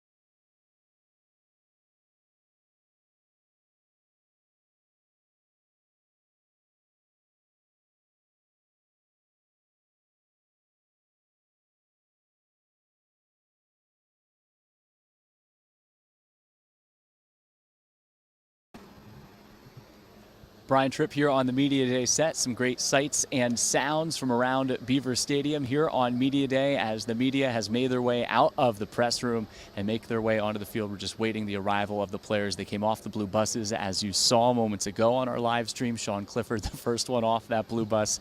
They went into the locker room, then they will join us out here shortly on the field, and it is quarterback Sean Clifford who will be batting leadoff on our set with us here today. We appreciate everyone tuning in. We know that you're watching from across the country. We've already seen from Daytona, Florida. We've seen all over the place. Everyone joining us for our Media Day live stream, just trying to get that small taste of Penn State football before the season opener on Thursday, September 1st, on the road in West Lafayette at Ross-Ade Stadium, taking on the Purdue Boilermakers. An 8 p.m. kickoff. It'll be the first ever, per my research, the first ever regular season game on a Thursday for the Penn State football team, and the first trip to Purdue since 2016. And there is a look at the Penn State football schedule. Again, on the road at Purdue to start, then home against Ohio, the home opener September 10th. Tickets are still available for that game and for games throughout the course of this 2022 season. Auburn, the return of the home and home, as Auburn was in town last year for the whiteout. Central Michigan, Northwestern. And now everyone just waiting for the student athletes to join them out here on the field today. We had Mike Yurcich, offensive coordinator, with us moments ago on the set. We talked to all three coordinators for the Penn State football team. Mike Yurcich, Stacy Collins, special teams, and Manny Diaz, the defensive coordinator. Also heard an exclusive one-on-one with head coach James Franklin. Probably catch those again by going to gopsusports.com Lion Vision later today, and you can follow the Penn State football team on social media. There's your outlets: Facebook, Twitter, and Instagram. How you can follow Penn State football, get all types of exclusive behind-the-scenes content updates throughout the week from practice, as, again, preparations are underway. First, it's an improvement. How can the team improve itself? They're focused on themselves right now. And then about a week and a half before that season opener, they'll start to shift their focus to Purdue. So right now it's about themselves, and then they'll take that focus and shift it over to Purdue. But here come the players out of the tunnel here at Beaver Stadium. Maybe not quite the energy of Saturday in front of 107,000, but Sean Clifford will be the first to join us here on our set. He makes that familiar walk for him as he goes into his 6th season as a quarterback here on the Penn State football team. Actually committed to the program way back in 2015. Right there, Christian Veyer to his right as they make their way out the tunnel. And the players are going to be located around the stadium, and they'll be with their different position groups and an opportunity for them to chat with the local media members that are on hand here today. It's old hat, though, for this guy. Sean Clifford, as he joins us here on the set, takes his seat. Not the first time that we've done this. Sean, welcome back. Welcome to another Media Day. Good to see you again. It's great to see you. So what is it like? You said to me a couple of weeks ago that one of the reasons you wanted to come back for a 6th year is that so you could enjoy all the experiences and opportunities of being a Penn State football player again. So whether it is the grind of a training camp or coming out to a media day, how does that perspective apply this time around? Yeah, I think it all starts with the guys in our room. That's number one. The opportunity to be around, such a fantastic crew. I'm looking at Parker Washington right now over there. Guys like that, guys like Mitch Tinsley, my roommates Hunter Norzen. All of them. It's just so much fun just to be back, and I think it's those experiences that I would just never give up in the world. So you mentioned Parker, you mentioned Mitch Tinsley. How has that chemistry been through the first couple of practices this fall? Yeah, it's been really good. I think that the summer was a grind, that's for sure, but it was a really good one, and I feel like we accomplished a lot, and it's paying off now. We're 4 practices in, feeling really good. Got a lot of good tape out there. Got some things to improve on, obviously, and that's what practice is for. Coach Yurcich was with us a couple of minutes ago. He talked about your relationship and how that has strengthened. What has been some of the things that you've taken from him now that that relationship, that communication lines maybe are different than they were a year ago at this point? Yeah, I think that the number one thing that Coach Yurcich and I worked on was the communication pre-snap, and then once I come to the sideline. In the game, when I'm playing, that's on me and making the play and making sure that I'm an extension of him on the field. But it's the pre-snap eliminating those MAs or those missed assignments or getting in sometimes a better play, and I can do that now. I have that capability with the second year in the offense. I'm able to make those adjustments in the game, on the field, and I think it's just been working through that, and he's been really just a great resource for me. I'm sure you remember when you were wide-eyed as a freshman. Way back when, what, 2017? 2017, yeah. Man, I just said you committed. It's a different world back in 2017, it feels like. When you look at Drew and Bo, what can you do to help them through that transition as you remember back to where you were back in 2017? Yeah, I mean, like seriously, a lot has changed. I think that number one is just that leadership component. I can bring that to the table. I've tried to help them every step of the way, on and off the field, because I mean, with NIL and social media, there's just so many eyes on you, and I think that that's the number one is how are you leading in the locker room, in the classroom, on the field, off the field, everything in between, and then just also just building on their skills and also building their confidence up. That's a big thing as well. They're two fantastic quarterbacks that I really want to see succeed at Penn State. And I know you've been a valuable mentor to Christian as well. Don't want to leave him out of that group. Of course. I know it's tough to compare and contrast, but where do you feel like the offense is at today, maybe as opposed to last year at this time? Yeah, I think from a mental standpoint, we are light years ahead of what we were last year. I mean, it's just a fact. When you're in your second year with the same OC, you get to speak the same terminology, you get to master your craft. I think it's just one of those things right now that we're in a really good place mentally, and now it's putting together all those physical attributes to now go on the field and perform at the highest level. Through the years, how has your training camp routine changed? I think it's just finding what works and things that don't, just eliminating and just mastering my own craft as well. What time do I need to be in? What stretching routine do I have? What do I need to go over from a play calling perspective for that practice? And it just also builds up to now the games as well. It gives me a little bit easier perspective and an easier routine, so that way when I'm out on the field getting ready, when I'm in the hotel Friday night, I'm getting even more prepared because I know what works for me and what doesn't, and that's been really good for me as a veteran. How important is it too, and this is the last one, we'll let you go. I know you have a lot of pictures to get taken. Everyone wants to talk to you today. You're the quarterback.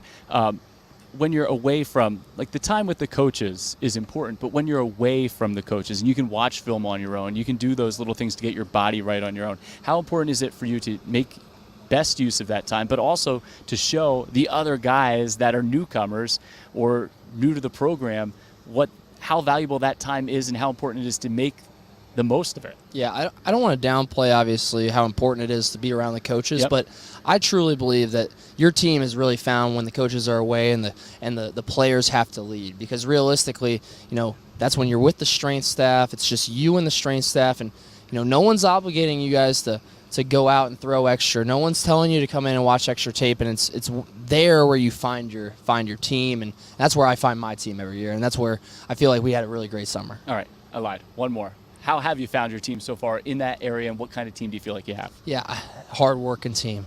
A team with a chip on our shoulder. We know what we've done in the past. We know it hasn't been up to the standard. It hasn't been good enough yet, and we're ready to right the ship now. Sean, I know you're a popular guy. We'll let you get on out of here. Thanks. Sounds good. Appreciate it. Sean Clifford with us here on Media Day Live 2022 as he helps lead off our stream here today. As you take a look at some of the sights and sounds, Sean's going to grab the rest of his gear, head on out to his next assignment, and we'll get set to bring in Parker Washington, one of his top targets heading into this 2022 season.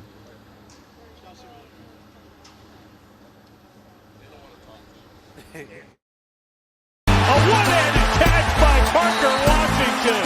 What a play. As it's caught, and there's Washington. Parker Washington with room to operate. It's a completion to Parker Washington.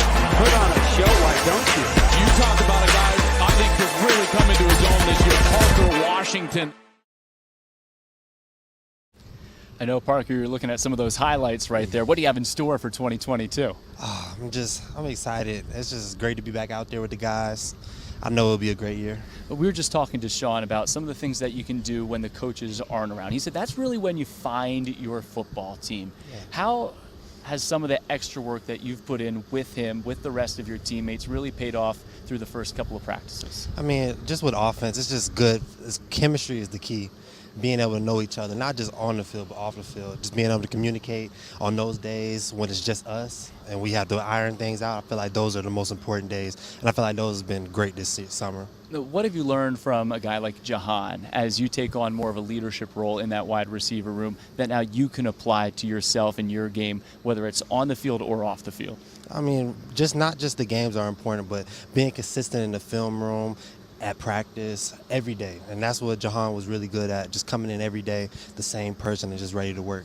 What do you feel like the potential is of your wide receiver room? Coach Franklin in his press conference earlier said that the group collectively, he feels like, yeah, you lost a great player, first-round NFL draft pick in Jahan Dotson, but he said the depth in that room and the different skill sets really makes it a dangerous group. How would you assess the group you have? I feel like we just all come together as one, communicated well this offseason, worked together, learned from each other, and I feel like we're ready to just all take the step this season coming up. What did you emphasize with your personal game? I feel like I really was focusing on being a better leader and being able to bring the guys together, not just the older guys, but the younger guys as well. And I feel like that was a big key for me this offseason. I feel like I did a pretty good job. How do you do that? Like leadership, it's something we can talk about, and you can say you want to be a better leader, but what do you do? Do you listen to podcasts? I have no idea. Tell me. Nah, definitely. When it comes to like working together, I feel like I've done a great job bringing all the guys together, and not just myself. Same with Keandre, Mitch Tinsley, Malik. We all did the same thing. We all came together as one, pushed the younger guys to come with us as well. I feel like that was the key, and I feel like that has helped us a lot this offseason. What do you feel like your skill set specifically, because when we were talking to Coach Yurcich before, said that there's so many different skill sets that you have across the skill positions offensively, and its versatility, it's hard to match up against that. Everyone wants that matchup, right? That's difficult to defend. What do you think your skill set brings to the table that makes you difficult to defend? I feel like I'm just like when it comes to the play and the practices and the games, I feel like just catching the ball is a key for me. Just being able to, I feel like I want to make every catch. And I've put that in my game, and just not just myself. I feel like with the guys, I try to encourage them and show them different ways how we can make the catches and ways to practice. So I feel like that's a big thing for me, just being able to make the tough catches in the game. Are you ever not smiling? I mean, we want to have a positive attitude, but I definitely just love smiling. I feel like that's a good look. Do you smile when you go up against our next guest, Joey Porter Jr.? That guy over there. I mean, every time. I mean, we communicate so much off the field about what we're going to do in our reps, and I mean, I feel like that's a big key, and then that helps us because we learn from each other every rep too. With how good that secondary group is, the defensive backs, how does that help offensively you guys work on your craft, hone your craft, and get better because of how good that group is too? Oh, definitely. Being able to go against the best every day is key, and then we get to learn and know exactly what we can and cannot do versus different defenses, and I feel like that's a big key for our success when we have some this year. Well, Parker, we appreciate the time. This is twice in 1 week. I told you we're going to hit you up for some interviews this year. Nah, I know. It's all good. Parker, thanks so much. I appreciate y'all. Parker Washington joining us here on set on Media Day Live 2022. And as I said, Joey Porter Jr. is going to be joining us next. There's a look at some of the specialists, I believe, getting interviewed out there on the field today. And as they talk with the media, we throw you some highlights from Joey Porter Jr., who's going to join us here in just a moment. Bennett's pressure coming, dropped right away from the blind side. Joey Porter Jr. Penn State perfectly timed by Joey Porter Jr. off the edge. Picked off. Joey Porter has it. Joey Porter Jr., man, he's having a terrific game so far.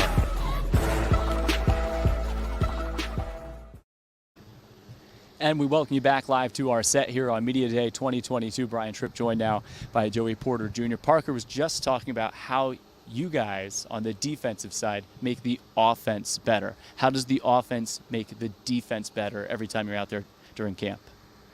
Sean's been there for a while, so he's seen it all. So he could make checks, different things like that.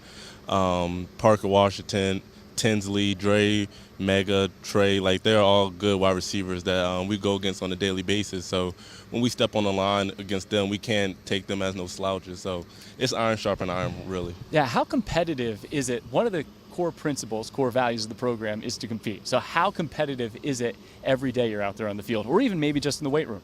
It's competitive everywhere. You know, I'm a really competitive person, so we just try to push that narrative every time we step on the field just to be dominant and see who's really better. So we push that on the wide receivers, and they push that on us.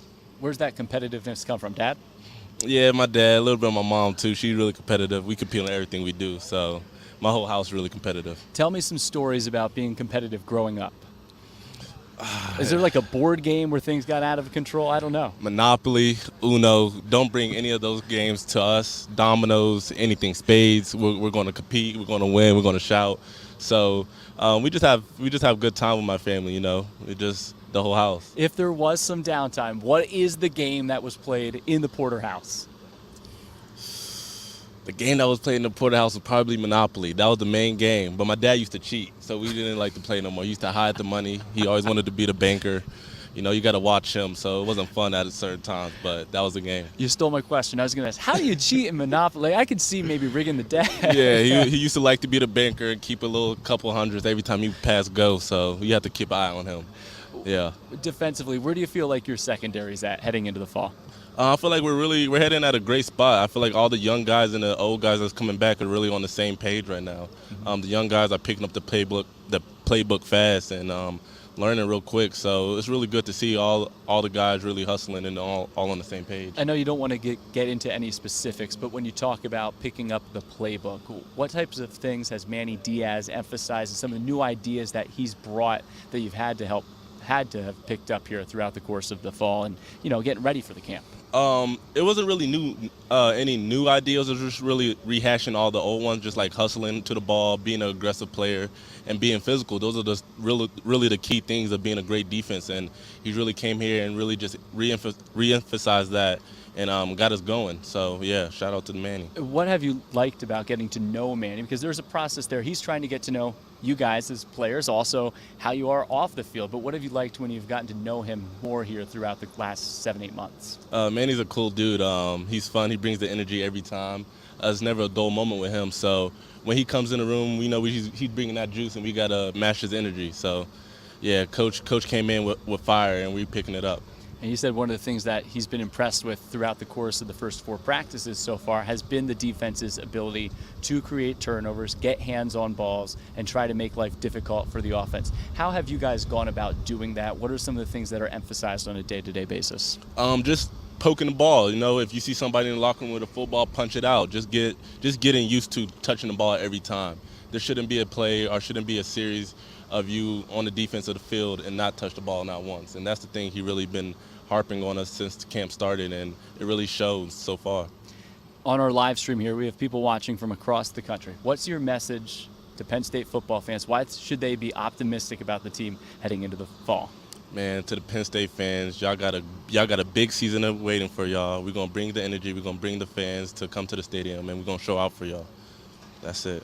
Joey, that's a great way to wrap it up. Thanks so much. Enjoy the rest of your media day. Thank you. You too. Joey Porter Jr. with us here on our Media Day live set as he wraps up. Almost destroyed the entire set, but that's okay, as you heard him kind of. I hope he's not hurt. That's the most important. As long as you're good, that's the most important thing. You got to be good. There's the defensive line, waiting for the media members to come over and talk to them here as the players are spread throughout the field. And Joey Porter Jr., our third guest here after Sean Clifford, Parker Washington, Joey Porter Jr., and Chris Stahl is coming up next.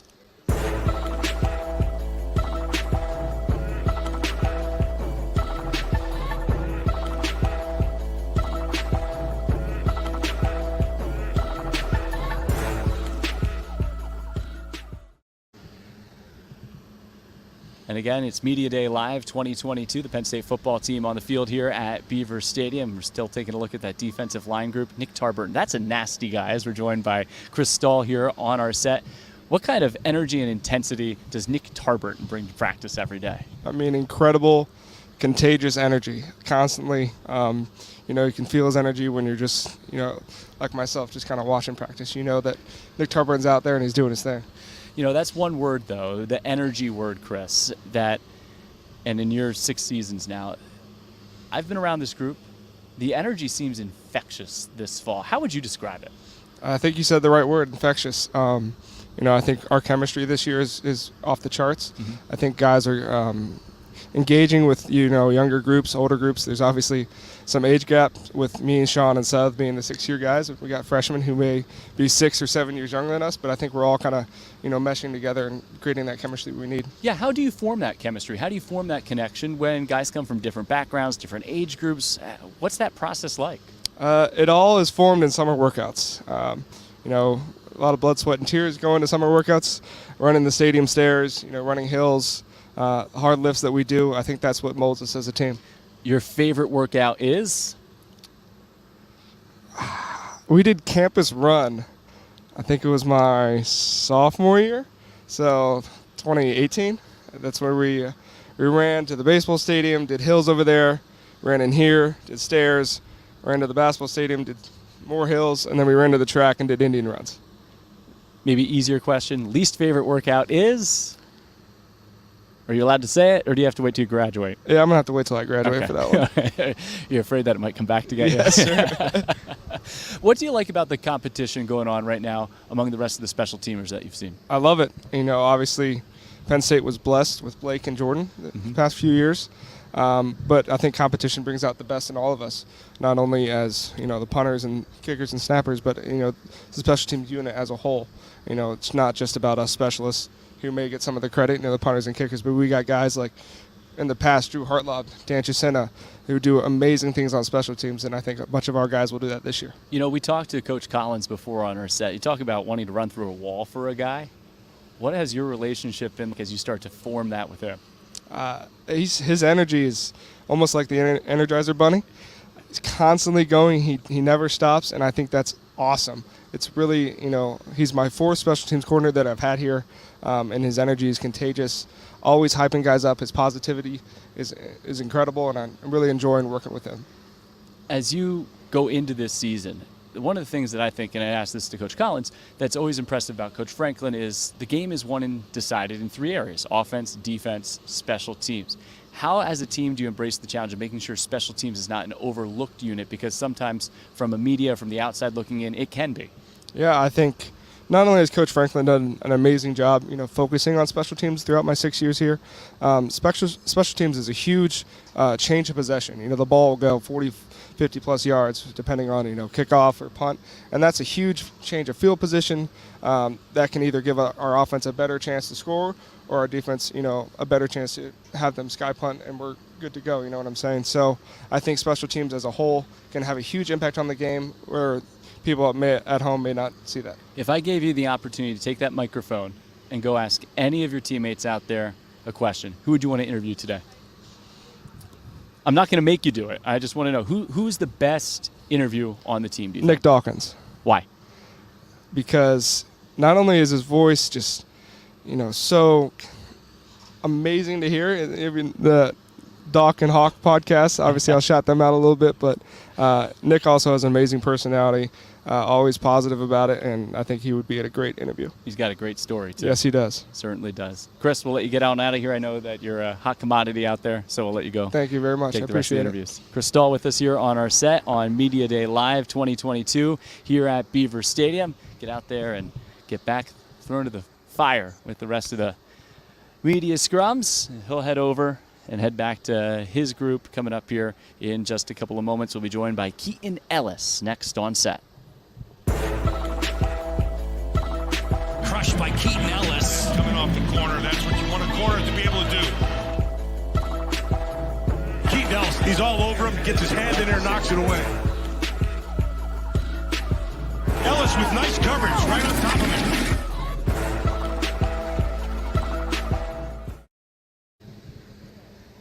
Back here on our set, joined by Keaton Ellis, safety for the Penn State football team. We took a look at some of your highlights right there. What is the feeling of being out here on the field, even as just for media day? Every time you walk into this stadium, especially as a State College kid, a legacy guy, what is the feeling when you walk into this stadium? Yeah, it's special. It means so much to me. I get that kind of little tingling feeling every time I step in here. Not just the size of it, but the history. And I've watched most every home game growing up. So I know the plays that have been made here, the big games and all that. So I do feel that every time I step in here, it just means a lot to me. Every time I'm in here, I want to, set the best example, for my family and, the town and everybody. Where were your seats? Usually the 50-yard line on that side, about like halfway up. So they're pretty good, yeah. Best memory as a fan before you joined the team? I would have to say the Ohio State game, 2016. Yep. Did you rush the field? I did not rush the field. I was not one of those, but I was definitely juiced up, and that was one of I had a really close, probably best experiences. I was obviously older, and wanted to come here and play football here. So that was really a great experience for me. What number was the guy who blocked the kick? Number 2. And it's really a small world. Growing up, I wear the number 2 jersey, Halloween and stuff. That was just like my number, and to work hard and get the opportunity to come here and play here, and also wear the number that I've been wanting to wear my whole life. It just means a lot to me, and I'm so appreciative of the opportunity. Do you know Marcus? Yeah, we talked once, but not really personally. But I do want to get more in contact with him. He's a great dude, great energy, and he's been very successful. We're obviously talking about Marcus Allen, who blocked the kick against Ohio State in 2016. Grant Haley ran it back for the touchdown, and the rest is history. Penn State went on to win a Big Ten championship, and that year was a special year, a team that kind of came out of nowhere to win that Big Ten championship. Where do you feel like your team is at this year entering the season? What kind of group do you think you have, not just in the secondary, but the entire roster? Yeah, I'm really excited. We've been working really hard. We got a really tight-knit group of guys, and I think that's the biggest part, the culture, and the everybody's playing for each other, not only for themselves but for each other. That's a big thing. And we're seeing that during practices. We're competing both sides of the ball, back and forth. So I'm just really excited, get out there on Saturdays. What are some of the things that you're emphasizing right now in practice, and then how will that priority continue to shift as then you'll turn the attention from yourselves and then into Purdue? But day to day right now, what are the things that you're really focusing on? Yeah, we're trying to get everybody better offense and defense, really competing, really trying to just solidify what our identity is going to be. And as we're going through practices, we're getting better and better each day. I'm just we're all just really excited. We're working really hard, and we're just all excited to get to that first game. What has Jair's leadership meant to the rest of you back there in the safeties? Yeah, it means so much. He's really stepped up and been vocal, and he's pushing not only the safeties but the entire defense, to be the best players they can be. And I'm just really appreciative of him, and his efforts and what he's been doing. And I'm just I learn from him every day. I try to emulate him. He's just been a really good guy to kind of look up to, and as your leader, you need guys like that. And he's really stepped up in that role, and just love that dude, and just can't wait to keep playing with him. Whether it's with Jalen Reed or Zachy Wheatley, how have you now taken on a leadership role as well back there in the secondary? Yeah, definitely. Just trying to be a helping hand. If they ever need anything, always, if they got questions, helping them out, and just trying to just lead by example as well. Showing what really how we work at Penn State and hard work, and that's even for the freshmen coming in and all the younger guys. Just trying to give them a platform of what to do and what's expected. Goals obviously are to compete and win a Big Ten championship, national championship, get a degree, go to the NFL. But what about you individually? What are some of the things that you really want to achieve this season? Yeah, those are all things. With team success comes individual recognition, and I know, if I put my best foot forward and do my job and play the best football I can play, I know the guys around me are going to do the same. And, with that, collectively will come success for not only myself, but for the whole team. Juice Scruggs is next. What should I ask him? Well, that's a good question. The question that I've been getting asked a lot is, what's the best food spot in State College? So that's probably a good one. All right. We'll hit an offensive lineman, too. Yeah, exactly. Keaton, appreciate it. Yeah. Take care. Enjoy the rest of your media day. Thank you. Keaton Ellis with us here, safety on the Penn State football team. Formerly cornerback, shifted back to safety, defensive back for the program. Heading on out, State College guy, growing up, going to Penn State football games here. And that's the man who's next, Juice Scruggs. And they keep it on the ground again with some room. An explosive run for Penn State. Good idea where that lane is and we'll attack. Great call, well executed. And a first down. Mark running.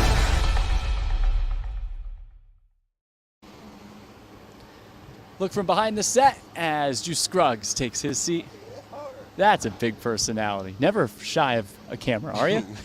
Juice, how are you today? I'm good. How you doing? I'm doing really well. Doing really well. It's been hot out here. Actually, the sun's starting to go behind some high clouds. So it's not the that's worst a good thing.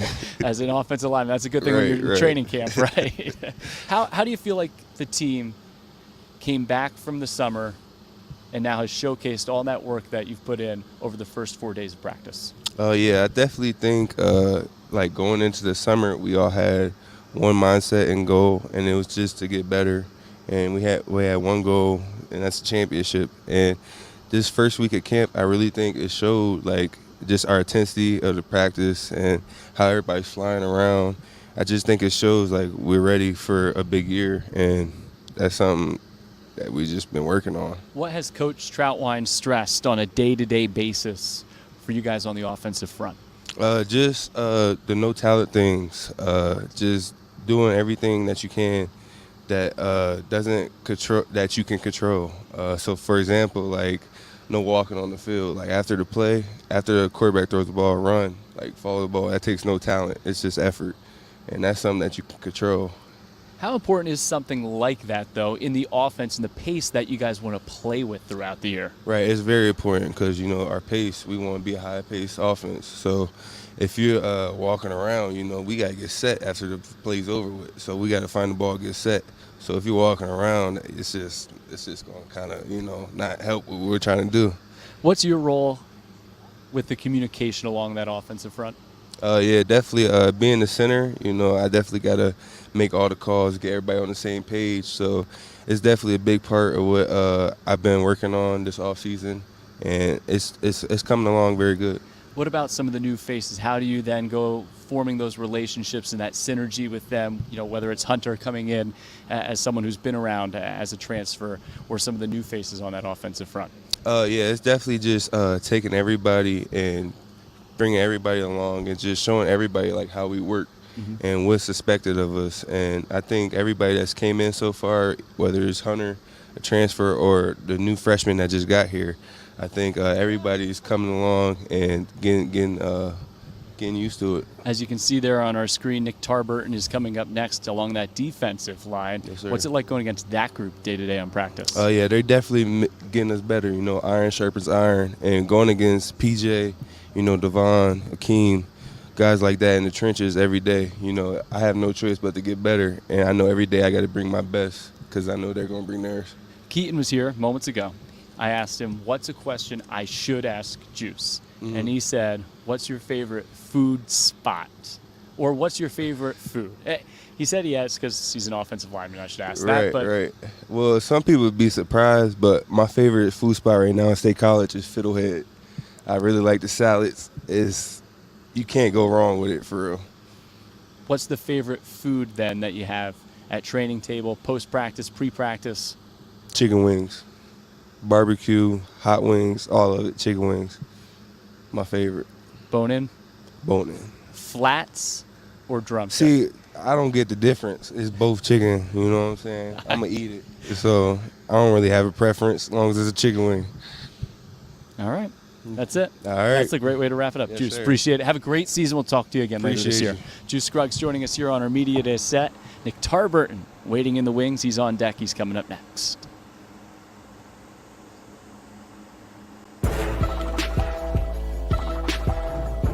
He fumbles the football. Nick Tarburton recovers for Penn State at the 13-yard line. And the Nittany Lion defense does it again.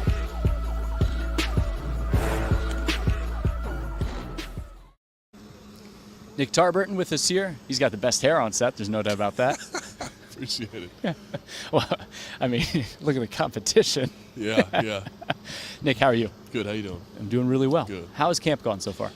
You know, it's been awesome. I think it's just been great to, you know, get back out there on the field, you know, with all my brothers and, you know, just start to work again and, you know, kind of compete for everything that we want to do this season. One of the things we were talking with Coach Diaz moments ago, right after his press conference, and he said one of the keys on a defense is obviously to get after the quarterback. How much easier is it to get after the quarterback when it doesn't have to be you every play because your group is so deep? Yeah, I think it's something to really think about this year. We have that's the thing. I think we truly have some depth at the position that we kind of throw anybody in there, and they're going to do their job, and there's really no there's no fall off. Like, everybody is where we want to be, and it's awesome. What is the mindset when you're lining up in the trenches going against some of those big offensive linemen in the Big Ten? Yeah, kind of my history coming from linebacker to defensive end.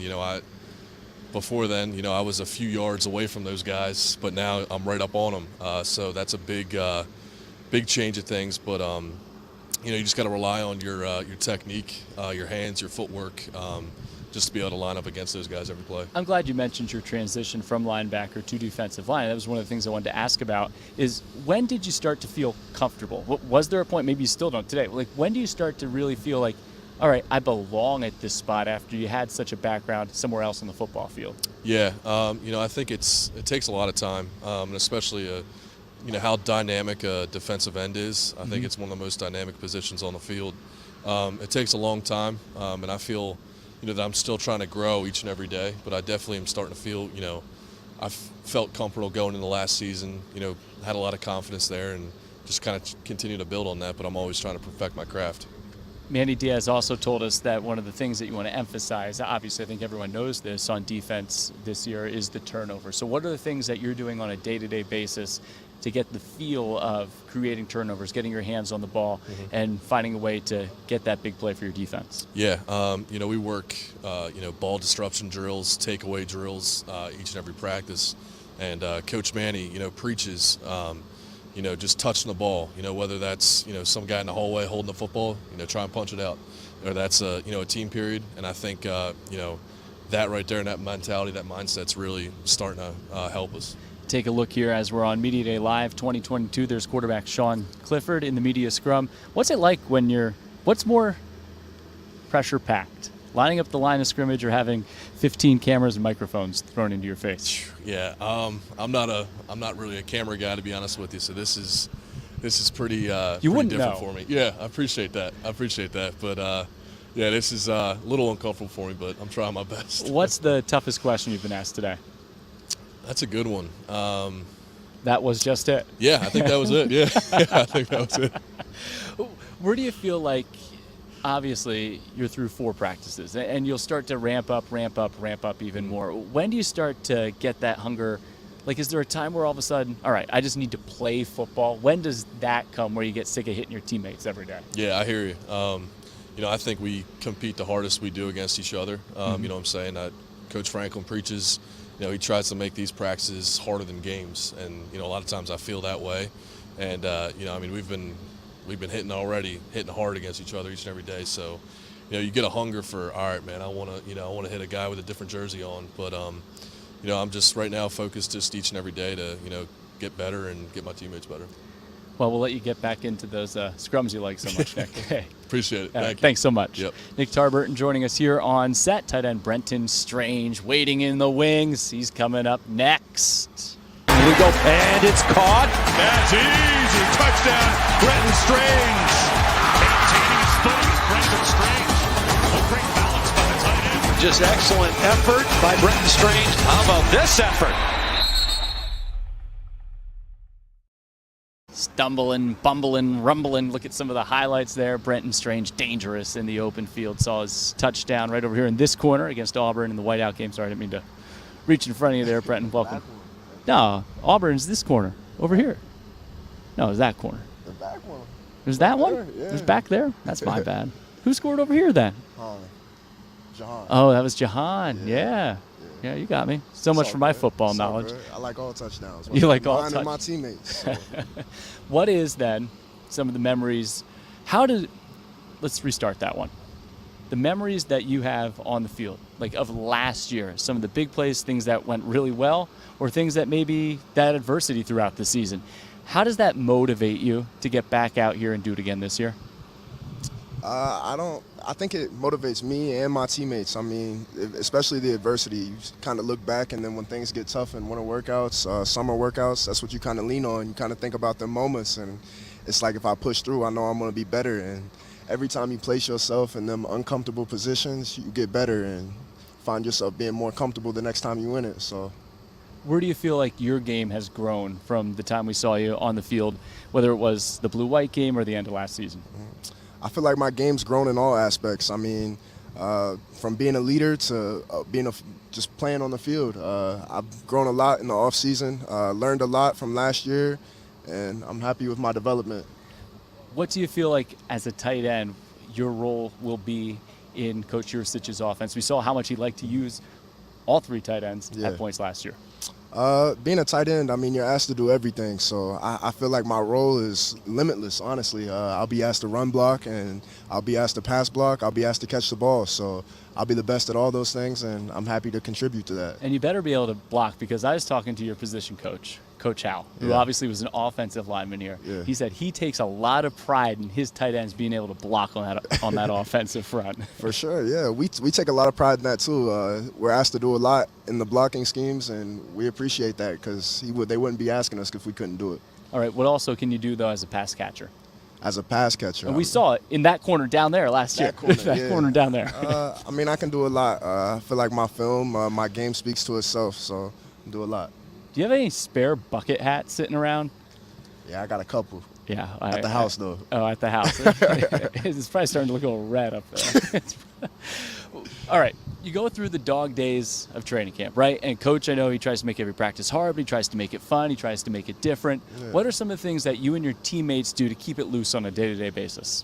For me, I mean, I kind of lean on the core values. I kind of tell everybody to lean on the core values. Come in every day with a positive attitude, compete, have great work ethic, and be willing to sacrifice. So that's kind of what we stick by in the tight ends room to just keep going and push through. What is a day-to-day routine like right now? What time are you guys getting up? When are you getting to the facility? When are you eating? What's that day like? Yeah, so I wake up at 6:20 every day, 6:30. So wake up. Are you up before the fights, or do you not have to listen to the fight song? I don't have to You're hear out the of that fight. now. I never had to hear the fight song. So I got lucky with that one in the dorms. But wake up at 6:30, go to breakfast, eat around 7. What's on your plate at breakfast? People want to know.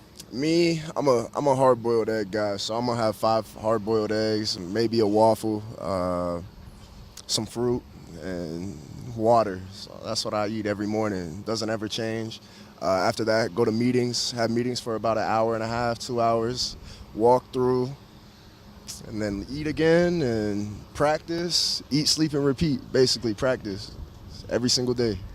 And eat again and eat again. Yep. You got to make sure you have that fuel and the hydration, right? Sure. This time of year? For sure.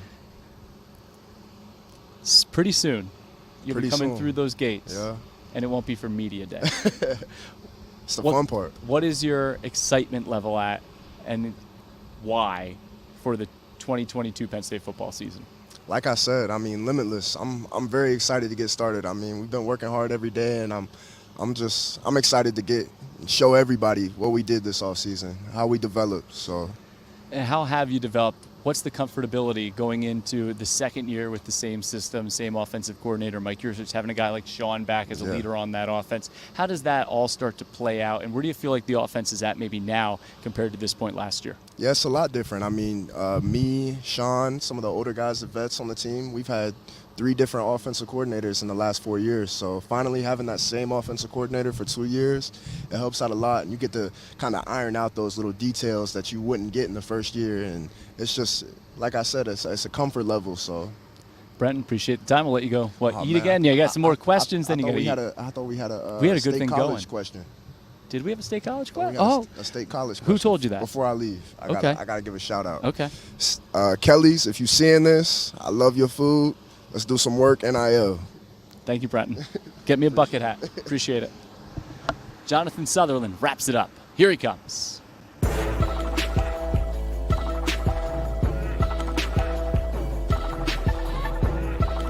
on his feet, but nowhere to go. Chopped down by Jonathan Sutherland. Wimsatt throws, and it's intercepted by Jonathan Sutherland.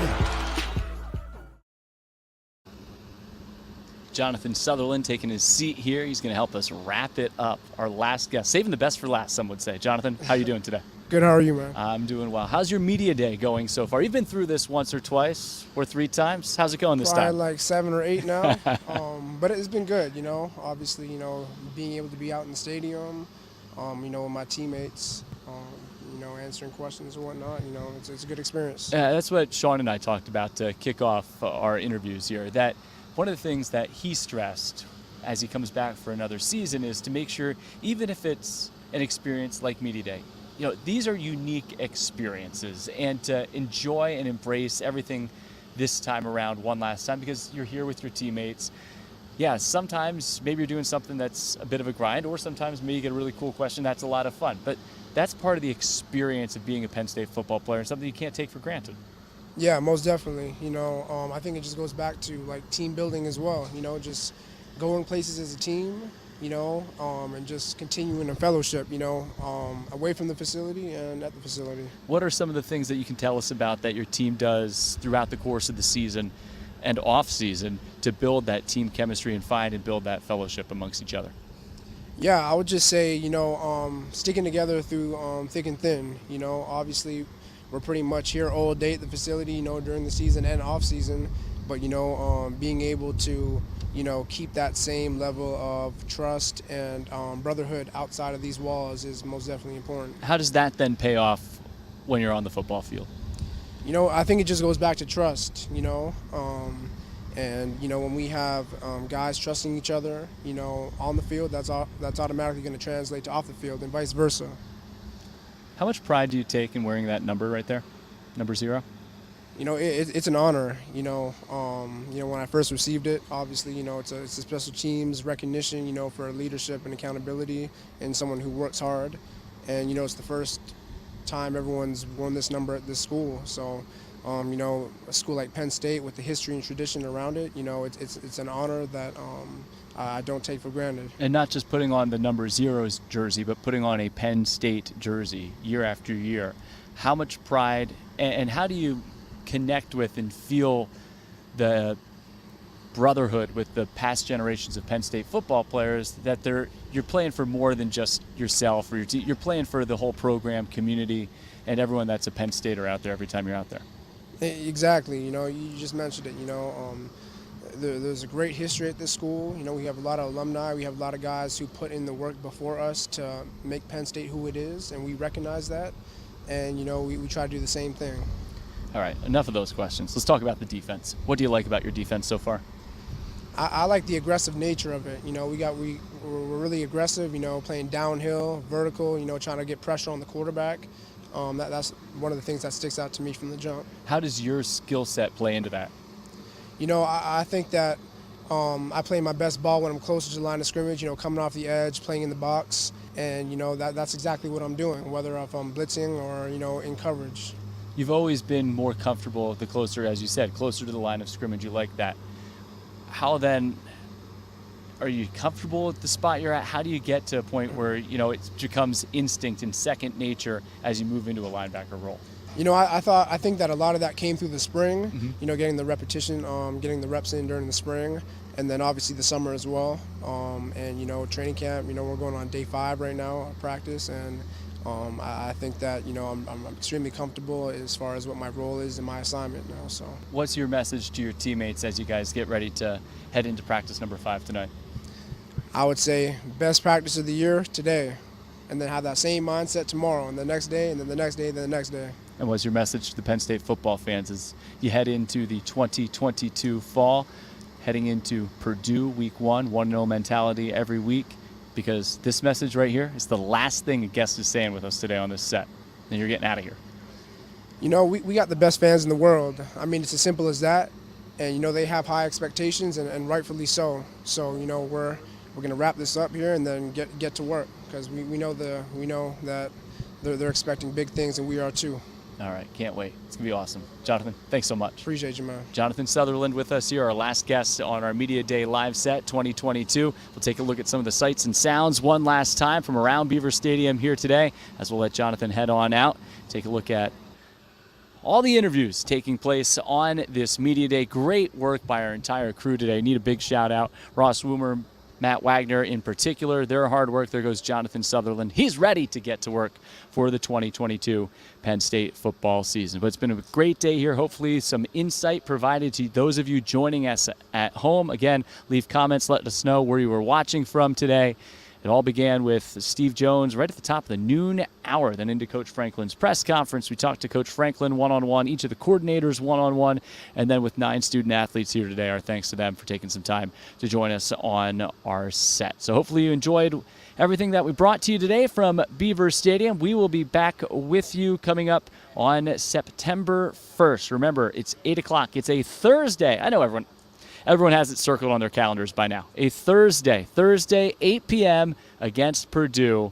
And, of course, throughout camp, we'll have more coverage on all the Penn State football social media channels and on GoPSUSports.com. We'll leave you on this beautiful sight from high above Beaver Stadium, a live look on this Saturday. Thanks so much for tuning in here to Media Day Live 2022.